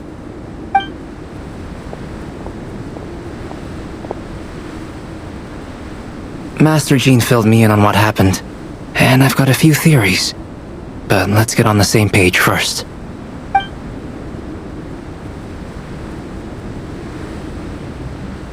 Well, physically, he's doing fine. His body is holding the abyssal power at bay. And there's nothing whatsoever to indicate any risk of collapse. So, from an alchemy point of view, there's nothing wrong with him? The issue isn't so much that the abyssal power within him has gotten out of control. It's that the connection between his will and body is fading. If he ends up losing his conscious will, his body will fall back on its biological instincts. And that's when the abyssal power within it will take over. This book mentioned a witches' gathering. It seems like quite a few of these witches got themselves involved in Durin's case. Which brings me to my theory. Bringing Fairy Tale Durin into this world to replace the Durin on Dragonspine means using one Durin's fate to overwrite the others. But the power of alchemy alone would not be enough to pull off such a feat. It would have required the combined use of Miss Barbeloff's astrology, my teacher's alchemy, and Aunt Alice's magic. After learning of Miss Barbeloff's prophecy, Durin and I finally came up with a way to settle the Dragonspine Durin problem for good. And I took care of the alchemy side of things, which, looking back on it, seems to have been a part of their plan all along. So now, there's only one thing missing.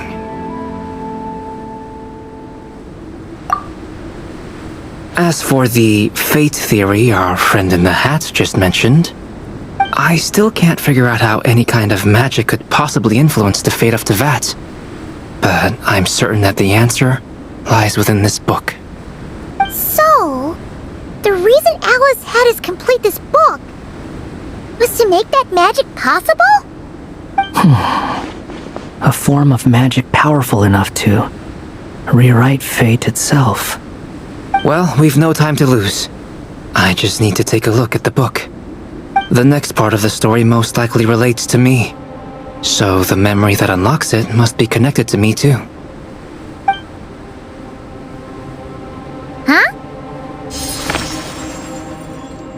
The giant tree was home to a broken branch, the shape of its splintered arm aligning perfectly with the branch that had burst forth from the castle walls.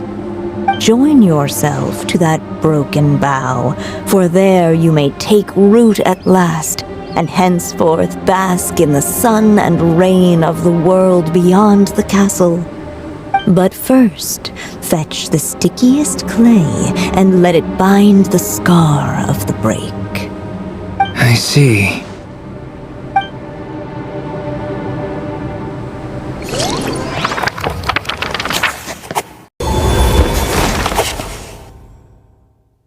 Guided by the breeze, the little dragon arrived at an alchemist's workshop.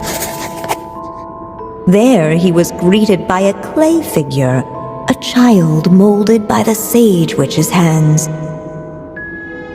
Though gentle in appearance, he had inherited his mother's cold, sharp wisdom. and he was determined to avert the calamity the evil dragon would bring. And so was his helper, none other than the little dragon himself.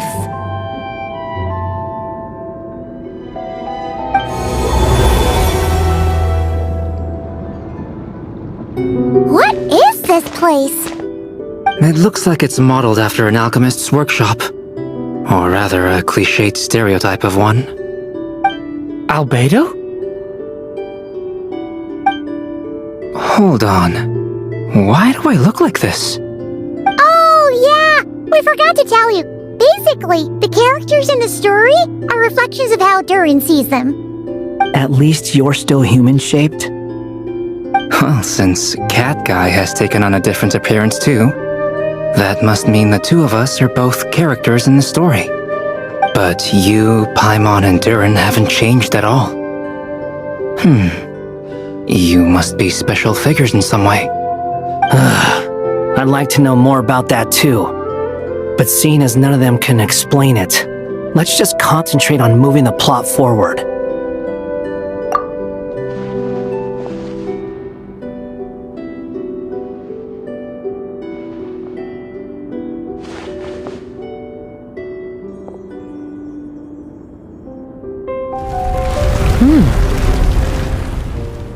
And just like that, the group stumbled upon a hidden passageway. Intricately crafted, it seemed to lead them towards another exciting chapter of the tale. Come on! What are we waiting for?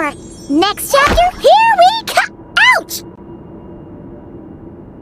But this was a chapter that had not yet been written. Ahead of them was a storyless void, and they could go no further. What? Then what's the point of having a path here? Sounds like a pretty bad habit for a writer.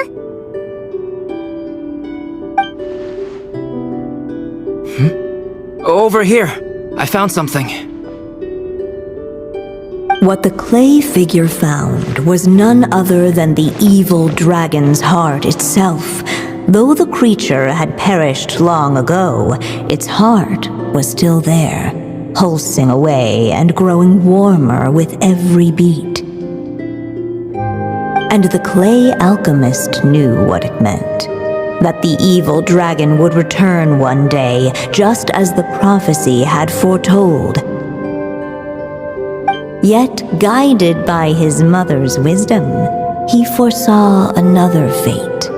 If only the alchemist could bestow this heart upon the little dragon, he might be reborn in the evil dragon's stead. Only then would the evil dragon's heart grow still, and the little one inherit its tale. Sounds like this chapter's about Albedo bringing me to life?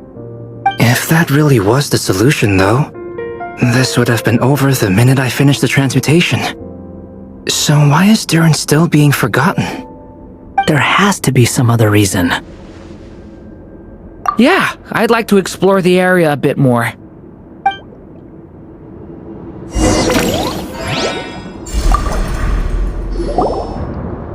Do you think we could just destroy it? Be it the calamity headed for Mondstadt or my inability to leave behind a story of my own, doesn't it all come down to the fact that this heart never truly died? What if, here in this story, we could finally destroy it? Could Aunt Alice's magic really allow us to do what's theoretically meant to be impossible? Either way, it's an intriguing idea. I'm not opposed to giving it a shot. Durin! It's just... I'm still afraid someday, even you guys will end up forgetting me. If there's even the slightest chance it'll prevent that, I'm willing to try anything. But I'm not sure if I can destroy it on my own. Chances are, I'm gonna need your help again. So please, everyone, help me destroy this heart, once and for all!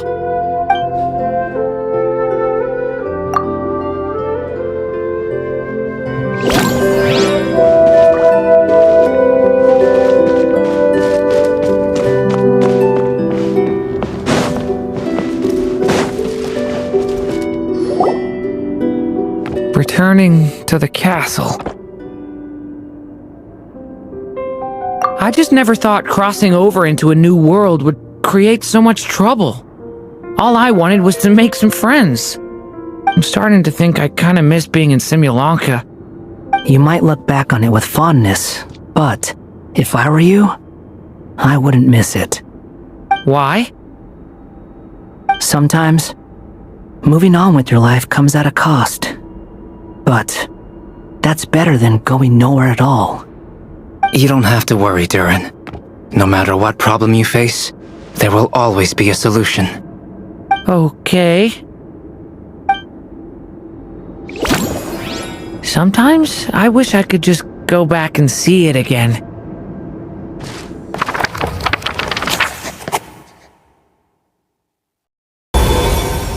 As the little dragon slipped back inside the castle's walls, the clamor of the outside world fell away. There was no danger here, no problems for the little dragon to resolve. As soon as his mother finished her story, it was time for the child to drift off into the world of dreams. And so the story ended, with the little dragon fast asleep in his castle, just like he had never even hatched. What's going on? I feel so weak. Hey, what's happening? Durin, wake up! But, this can't be how it ends! Durin promised to bring back everyone's memories! There's no way he'd accept an ending like this!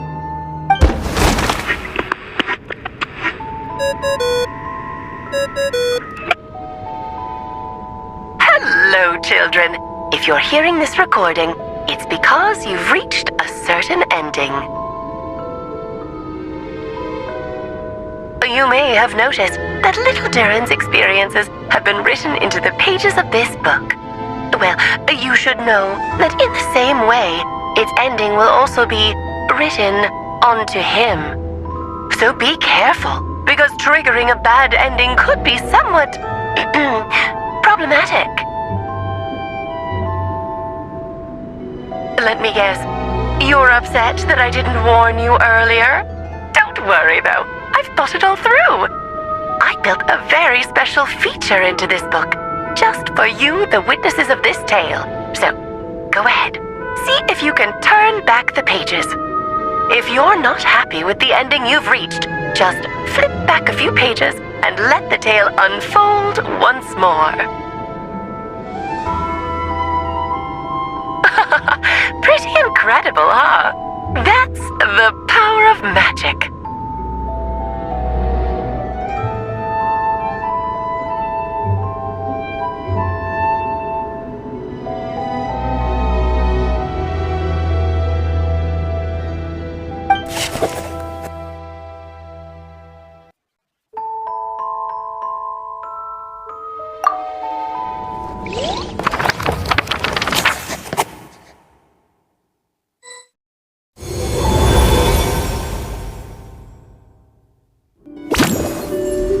Unless the little dragon kept moving, eventually he would be forgotten.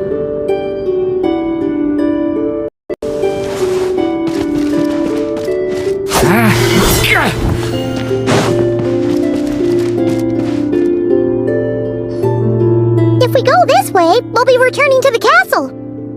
Returning to the castle. Just be hiding from your problems and pretending like none of this ever happened. Is that really what you want, Durin? I see.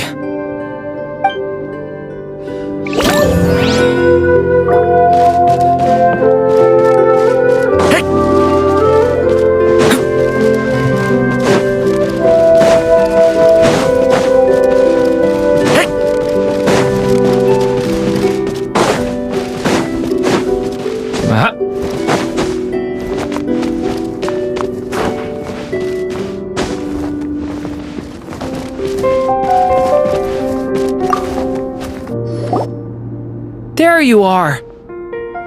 Oh!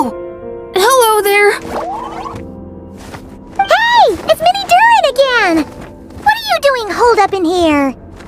I was worried I'd scare everyone off, so I've been hiding out here all this time.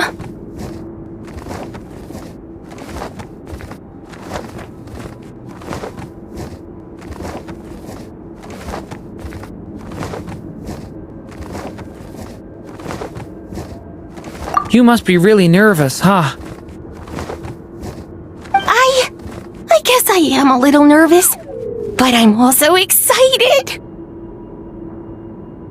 I'm gonna get to stop the evil dragon and even become a human. It's all thanks to that clay man. He's the one who talked me into it. And once I'm a human, I'll be able to make loads of friends and do tons of important things. You'll make lots of friends, that's for sure, and go on many unforgettable adventures. I'm so glad to hear it. The only thing is, the clay man said becoming human isn't gonna be easy. So I'm feeling a little anxious too. He's right about that. Even if you manage to become a human, there will always be tougher challenges on the road ahead.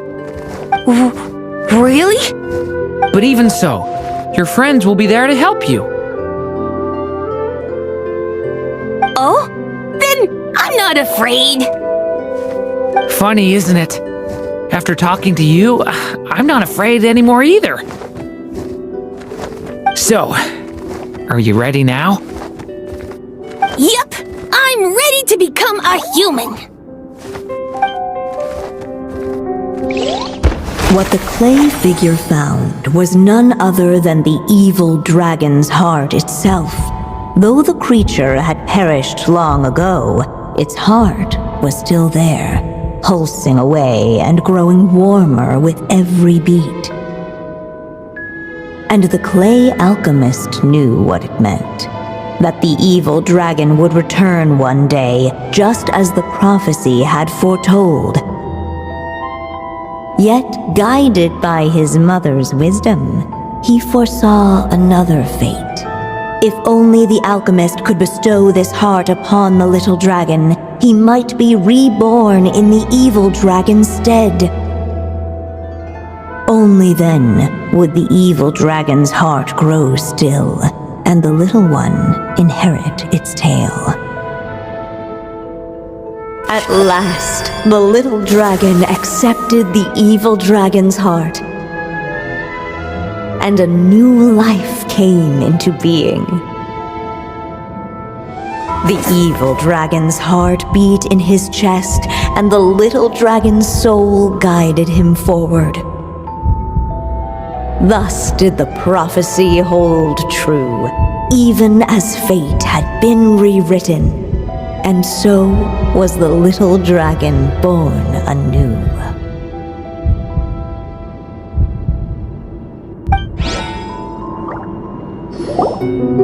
Finally! A happy ending!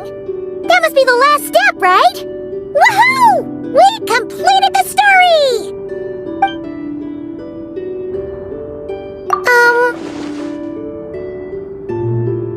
Born anew, the little dragon set off once more, his story far from over. Huh? So, that wasn't the end? What comes next might be the most crucial part of all. The real last step. If fate really is as devious as they say, then I say, show us what you've got. Wow! You're all so serious all of a sudden.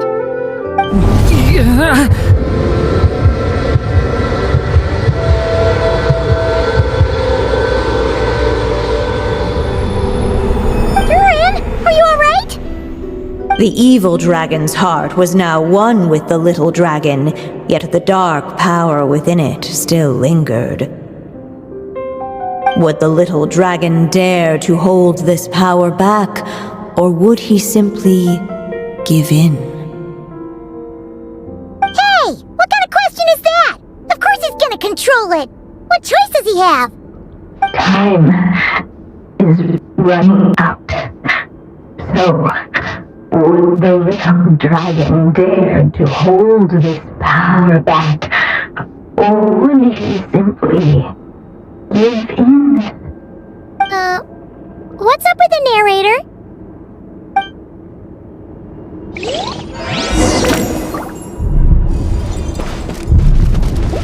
Would he dare to hold this power map? Or would he simply give in?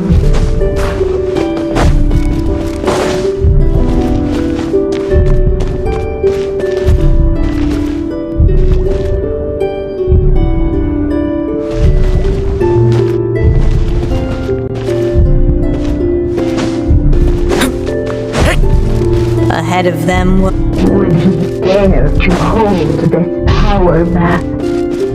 Or would he simply give in?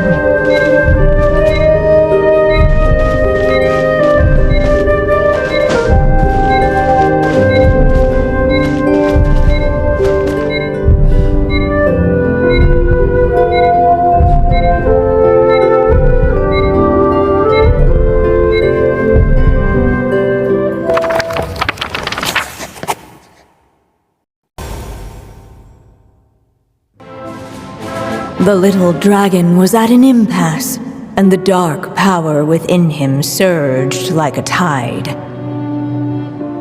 Unchecked, the darkness engulfed everything around it, including the little dragon's soul. The little dragon's story faded into nothingness, and in the world beyond the castle, only the evil dragon's tale endured. Is this me? And so the story ended, with the little dragon fading from sight, leaving nothing but the evil dragon's shadow in his place. Oh no! That means Durin! What do we do now?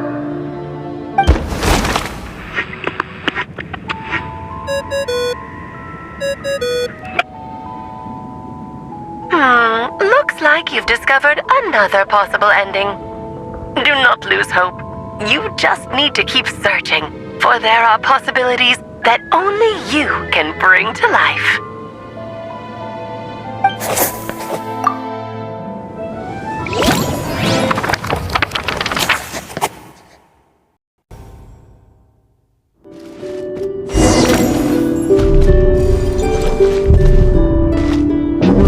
Dare to hold this power map?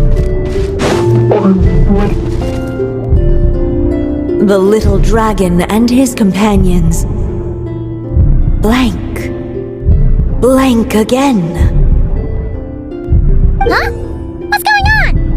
Are we running out of ink? Once the ink runs out, is that the end of the story? I had a feeling this would happen.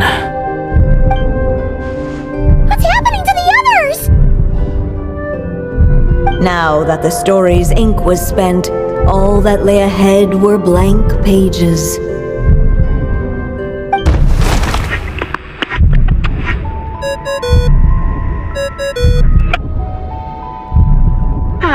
Looks like you've discovered another possible ending. Do not lose hope. You just need to keep searching, for there are possibilities that only you can bring to life.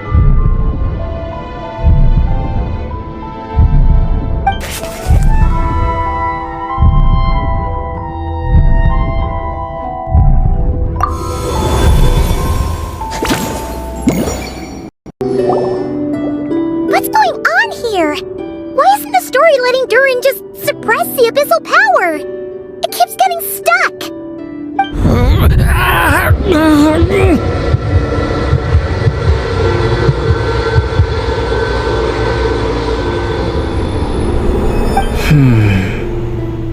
It seems the act of suppressing the power counts as an event in the story. In other words, we would need ink to write it in. So, what now? Did we use too much earlier? How are we supposed to write a happy ending with only this much left?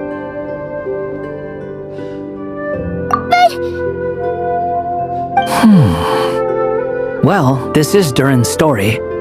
As long as he's alive and well, why should it end? If there really is such a direct correlation between the story and his fate, I may have a potential hypothesis. Durin was, and still is in essence, a storybook character, written into being by M. From the moment he was born, he has always dwelt within her story. And I suspect that has remained the case, even after his arrival in Tevat. Reviving Durin in the evil dragon's place was an act of grafting this Durin story onto the latter's fate. In essence, that is how his fate was rewritten. But there is a fundamental difference between a being's story and its fate. As Miss Barbeloth reminded us, the fate of every living being in Tevat has been woven into the fabric of time. Its most natural path, therefore, is to proceed along its given track. But Durin's story, on the other hand... As Durin's connection to this world wore thin, not only have people started to forget him, he started to lose control of the abyssal power within. In other words, his story can't continue, because the author's ink is drying up. That's what it seems like to me.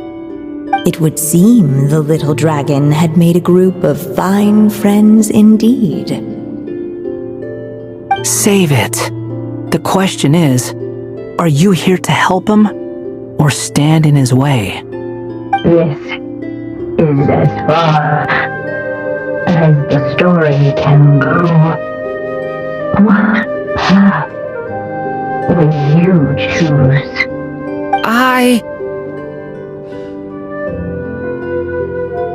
I suppose the final decision is up to me.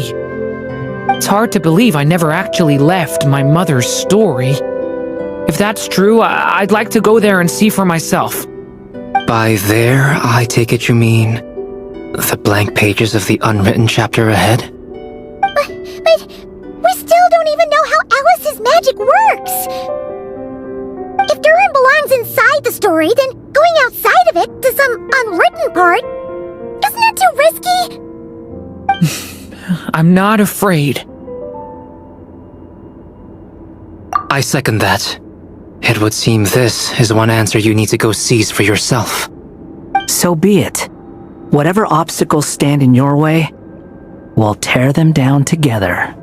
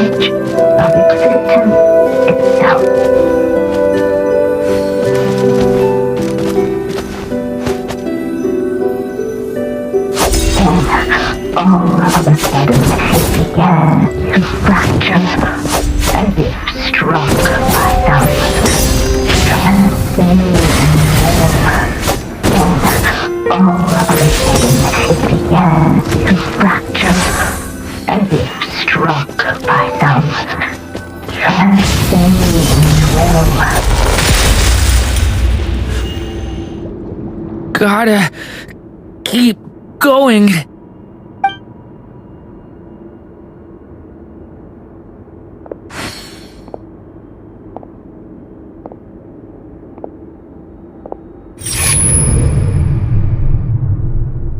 Ahead lies only a storm. joyless void. My consciousness is slipping away.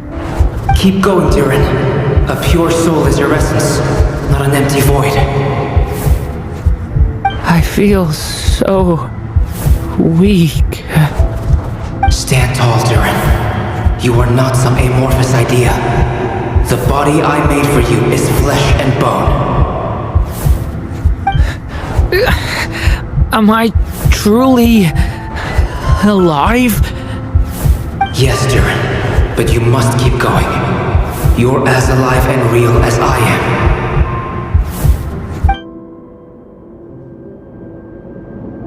I can't feel a connection. You're not alone in this world, Durin. At the very least, you have me.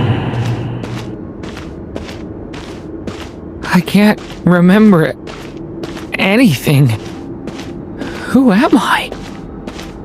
Your name is Durin, and there are many who still remember it.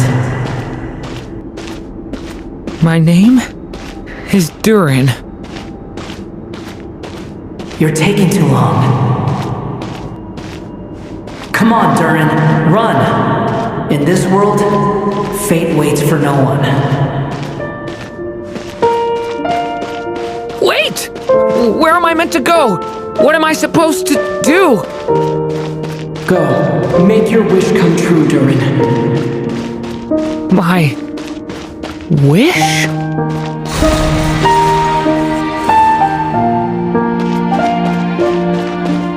Your story's not over yet!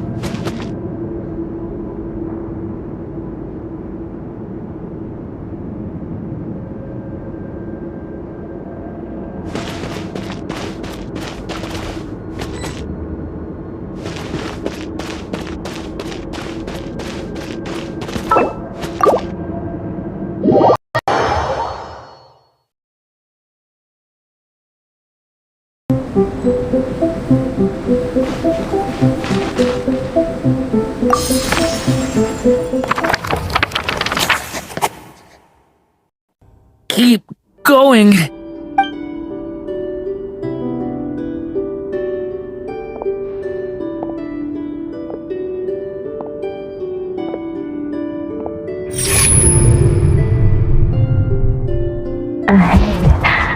My consciousness. Keep going, Durin.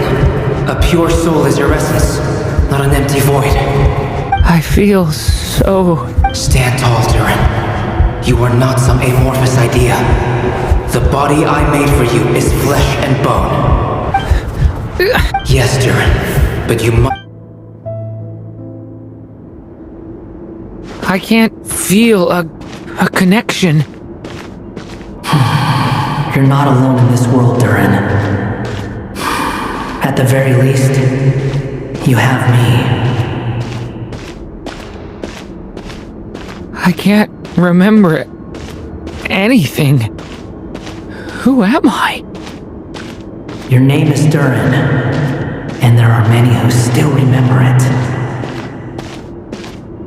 My name is Durin. You're taking too long. Come on, Durin, run! In this world, fate waits for no one. Wait! Where am I meant to go? What am I supposed to do? Go. Make your wish come true, Durin. My... wish?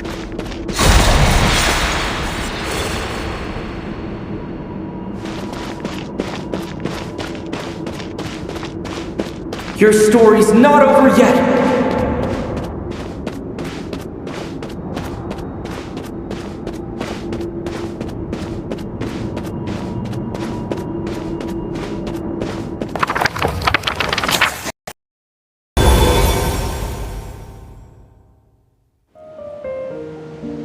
Silence, huh? Have you nothing to say about my proposal? Let me get this straight. You want to graft your story onto this unfinished thread of fate, and in doing so, not only rewrite that fate, but allow the story to live on. Quite the brilliant idea. Still, the story's survival depends entirely on whether the author keeps writing. Exactly. And the moment foretold by the prophecy is still centuries away. I see. I thought my own ignorance might be the problem. That I'd asked more of the noble science of alchemy than it could ever deliver. Or that I had failed to discern the heavenly signs and grasp the secret truth underlying the prophecy. Little did I imagine that time itself would prove to be the greatest hurdle of all. Well, my friend, this has been a most intriguing experiment. And from an academic perspective, at least, I don't think it was a bad proposal. Someday, the prophecy will come to pass. So remember, my friend, much like the stars themselves, there will always be something that transcends the test of time. Thank you, everyone. You've helped me so much already. But, Alice, I still have one final favor to ask of you. Will you lend me your magic one last time, just enough for me to keep his story alive until the prophecy is fulfilled? You mean you want me to extend your lifespan? No, not in that sense. As Rheindotter once told me, the laws governing life and death are among the most unyielding in this world. I'm well aware of that. Whether it lasts a day or an age, the span of one's life is determined by fate alone. If I tried to breach that law by force, I'm afraid I would lose what makes me human. This is not a path I want to go down. If I am to die, then I shall die a human. So, what is it that you want me to do? I would like you to send this pen of mine into the future. I see. Then perhaps there really is a way I can help. I could create a kind of story magic to take over the writing once you're gone. Oh, but for it to work, you would need to provide enough of your own words for it to learn from. How much? Oh, an immense amount. So much, in fact, that you would have to spend the rest of your life writing. And even then, I'm sorry to say, it would not last forever.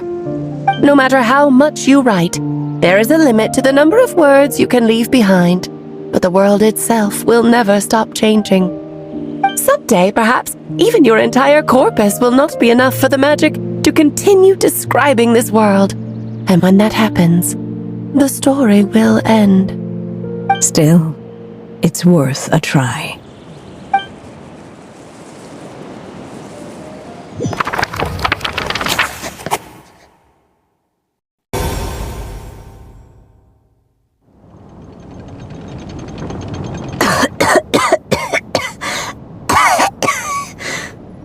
Oh, my dear Anya.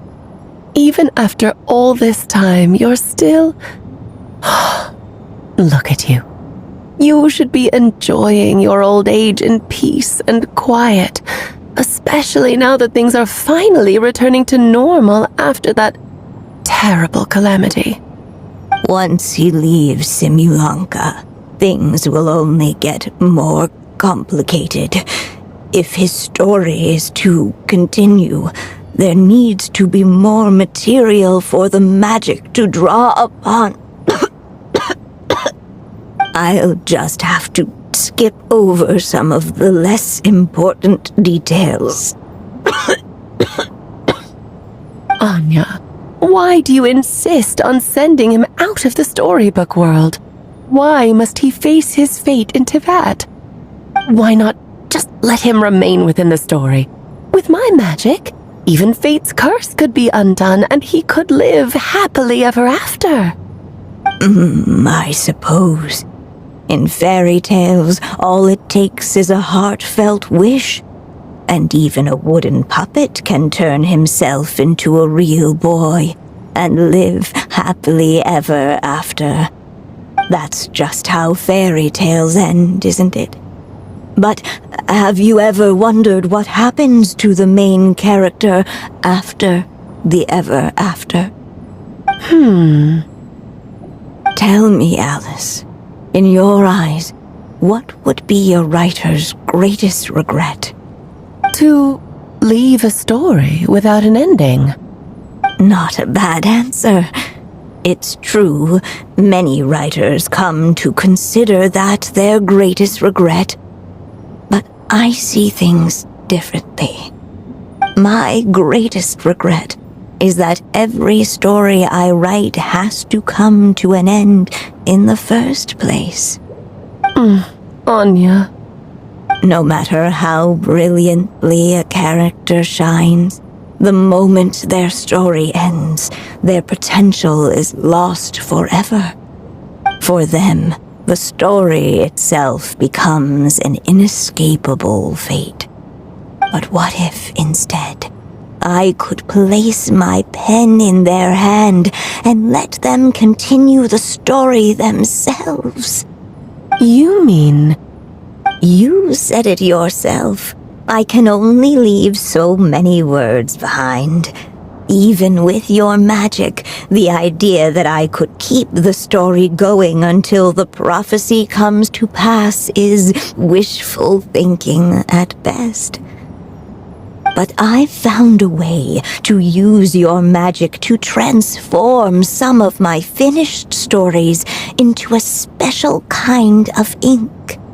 This ink is a magical medium he can use to complete the story the way he wants to. For what is storytelling but another kind of magic? And if he can experience the whole tale himself while leaving behind his own wishes and aspirations, even once he reaches the chapter where I stopped, he'll still be able to carry the story forward on his own. And so, by leaving him this ink, I can entrust him with the responsibility of writing his own story. A character with the power to write their own story. That way, he'll finally be free from the cage that is my pen. And like anyone else living in the real world, he can go on to create a life of his own. And you no longer need to worry about the constraints of my magic. What a brilliant idea, Anya. But there are still risks. First of all, once he arrives in Tevat, he'll have to rely entirely on the story you left him to maintain his connection to that world. As you gradually hand over creative control, that connection will grow weaker, and at some point, he might lose it altogether. But at the same time, he'll also have the chance to forge that connection for himself. The issue is, this method taps into too many of Tevat's core secrets. Any overt hints you try to leave will be erased in no time. In fact, it'd be hard for you to leave anything at all to guide them. We still have the story itself, though. I can use that to show them the way. It's entirely possible he burns through all your ink, never reaches the chapter you had in mind, and gets stuck, roaming the chapters of his past. But despite all that, I still believe in what this child can become. His hopes and wishes can be his ink, so he won't be trapped by mine running dry. Oh, what the writer you are, Anya. Your imagination never ceases to amaze. And you do know how much I love a happy ending. You shall have my help, my dear. Thank you, my friend. Well then, my child, do you understand what you must do? Yes, I think I do. It's my turn to keep this story alive. Then what's holding you back? What will become of you after I take up this pen? I will fade away. There will no longer be a reason for me to go on existing. My child, or your mother, I should say, passed away long ago. The voice you're hearing is nothing but a magical echo that has now fulfilled its purpose. You needn't feel so reluctant to let me go. I know my mother died long ago.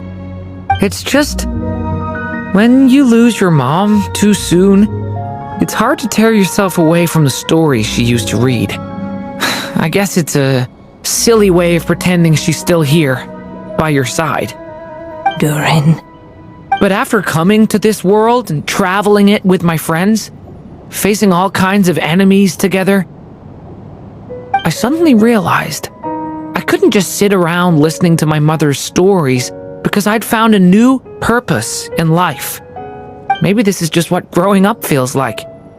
With all my new friends waiting, it's time I finally set aside my mother's storybook. I'm ready to grow up now, Mom.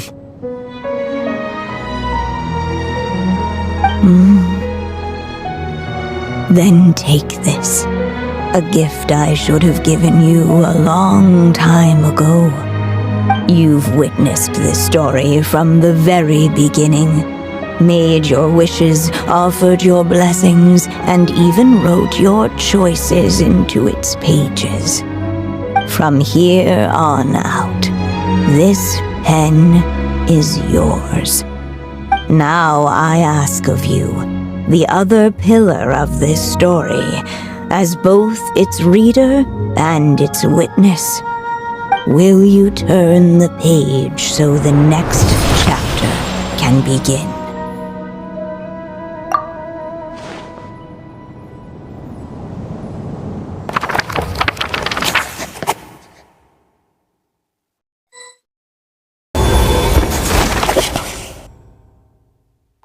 Suddenly, and without warning, the powers of darkness struck.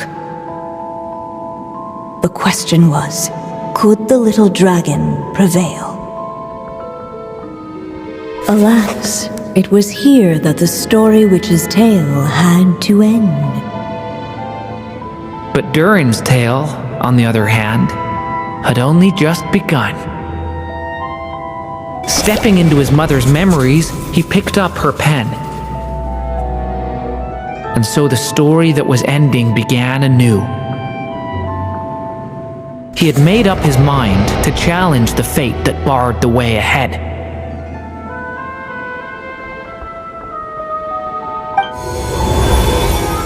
Looks like this is the final step. A chance to strike back at fate? Now that's not something that comes knocking every day.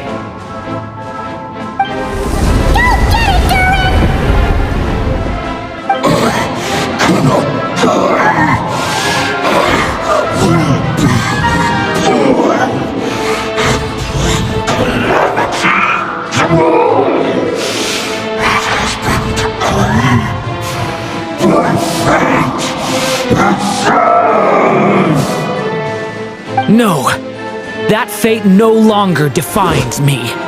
In the end, only my story shall endure.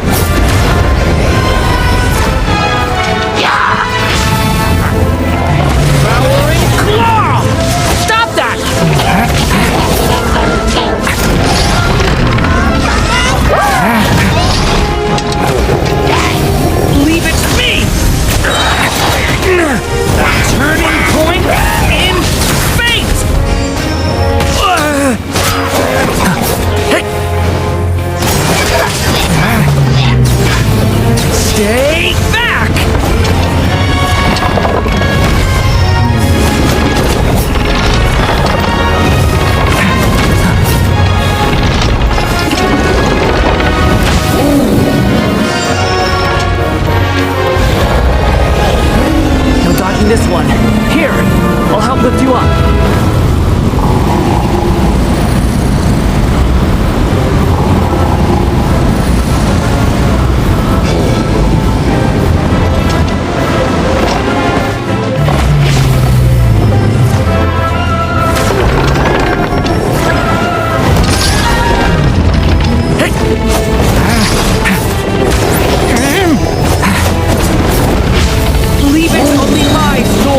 Endure.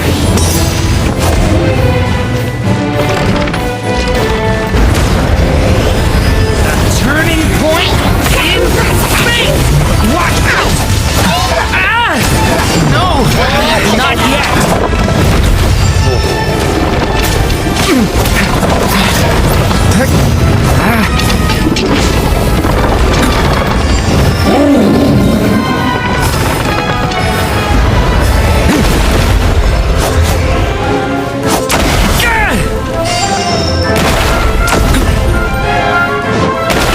Looks like there's nowhere to hide.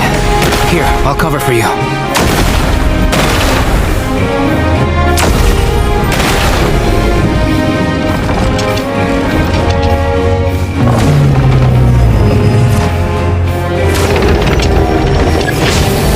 This time, the light prevails.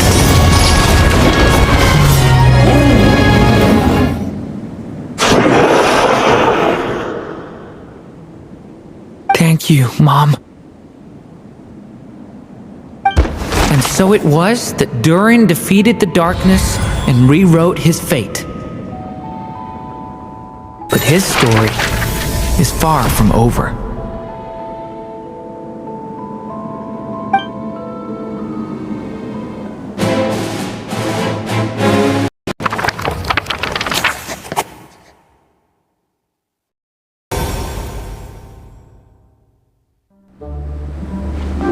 Is everyone okay? We're fine, thanks. And hey, we all saw how you fought back there. That was awesome! I have to admit, I I do feel like something in me has changed. I owe you all so much. Without your help, I don't know if I could have ever made it this far. Just a shame I could only help out from the sidelines.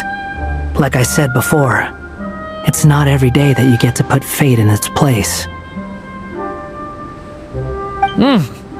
Well, I'm sure you'll hear it someday. Hear what? The chance to strike back at fate knocking at your door. Yeah, maybe someday. Allow me to just check one thing.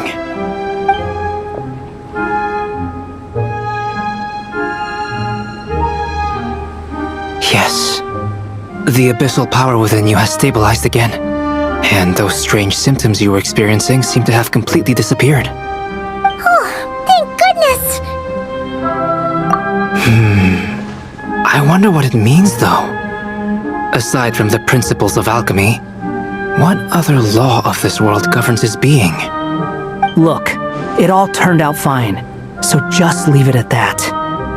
Now that this one's out of danger, it's time for me to get out of here. You're leaving so soon?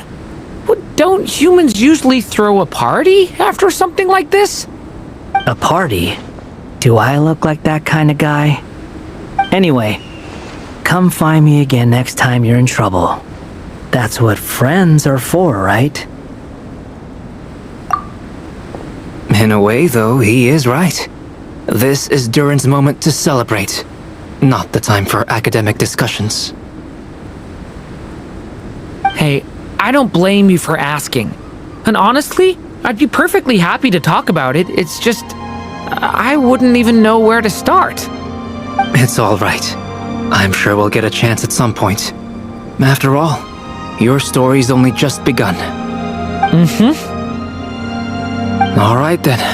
Traveler and Paimon, we'll part ways here. Given the extraordinary nature of the things we witnessed today, I need to make sure it's all recorded properly. Okay, see ya!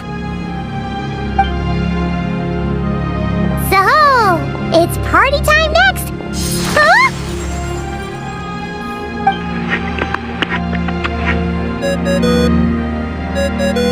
Congratulations on completing your mission. Now then, as per our agreement, it's about time you returned that book. She must have known the moment we finished! Just like she said she would!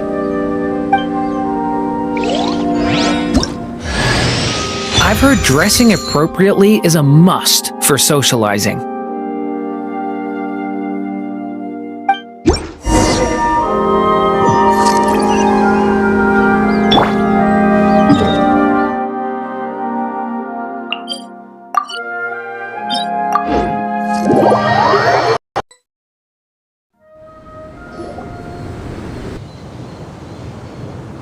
My writer and witness.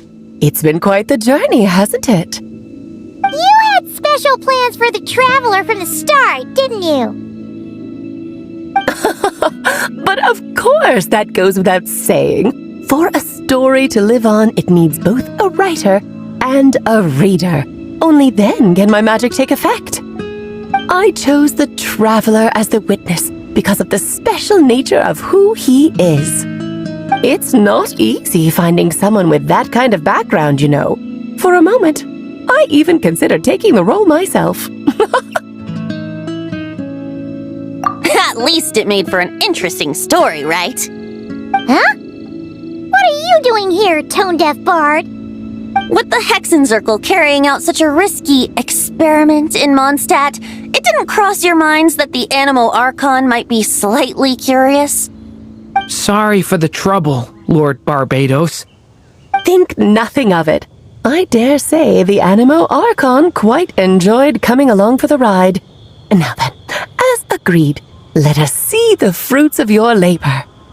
Here, please take a look. Well. Somehow, despite all my careful planning, it still turned out to be full of surprises. It never even crossed my mind that Rhindotter's child would be capable of handling that kind of alchemy in her stead. When he asked for help with the materials, oh my, I nearly couldn't believe it. If only the others were here too. We could all celebrate together. I'm right here, you know. The only one who hasn't responded is the one busy stuffing her face over there. Is that you, Barbie? A little late to the party, don't you think? Come here, child. Let me take a closer look at you. All right, Aunt Seer Witch. Here I am.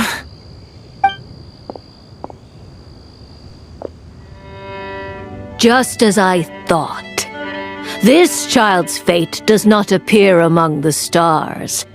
Anya has accomplished what almost no one before her could. What does that mean? Child, all you need to know is that you're very lucky indeed. Oh.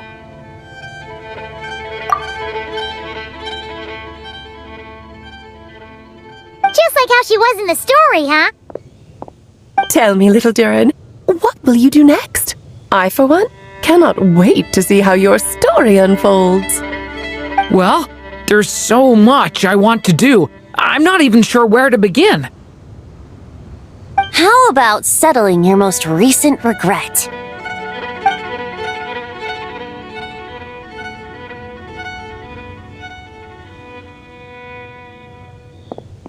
Not so fast, Tone Deaf Bard! What exactly did you just tell Durin to do? To make a long overdue wish come true. Thank you once again, Alice. How much time do you have left? I believe these should be my final moments.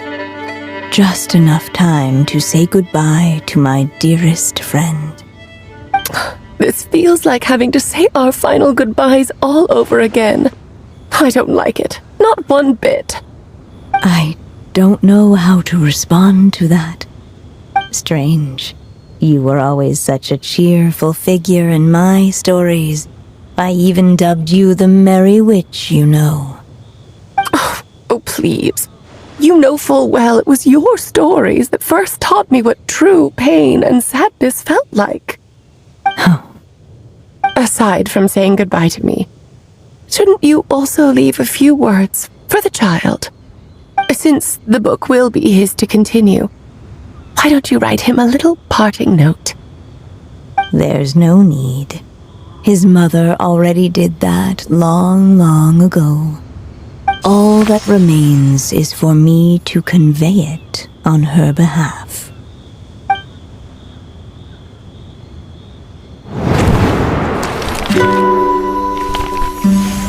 My child, these may be the last words I get to leave you. I've always thought of the characters in my stories as my children, loving each one of them, just like a mother would.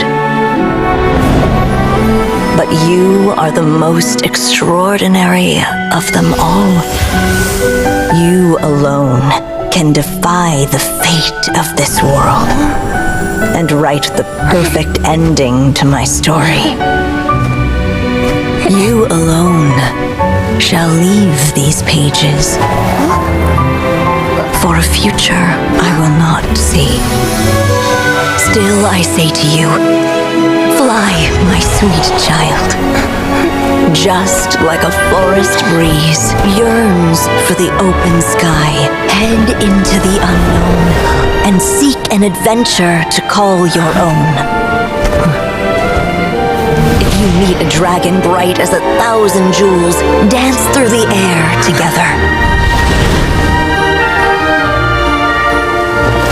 You are not alone, for this world has accepted your place in it. Do not lose heart. You still have many wishes left to fulfill.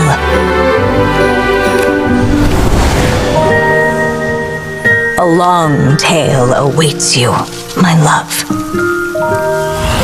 Let songs and flowers be the ink that fills its pages. Take my pen and use it to continue your story.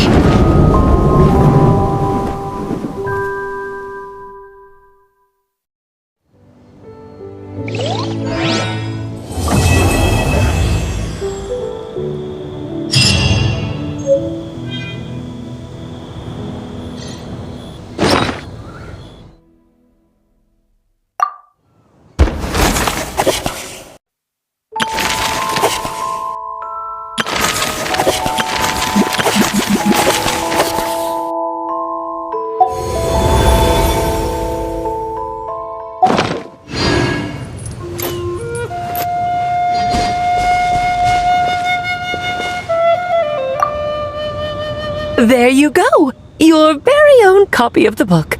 We wouldn't want one of the story's key witnesses to leave empty-handed now, would we? Of course, this copy isn't magical in the same way, but rest assured, all the twists and turns are still there.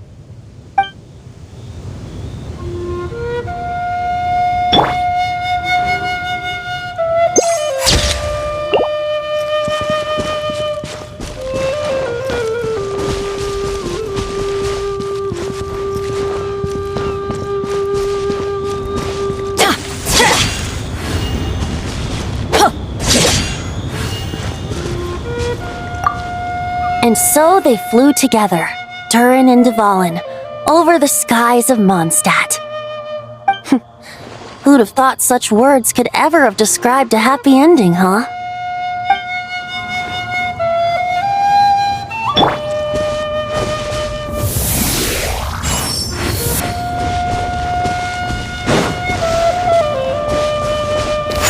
Yeah! Take me up!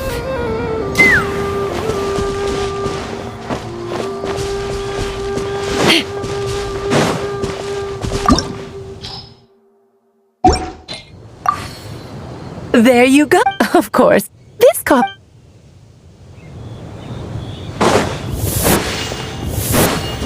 And so they flew... Let's fly!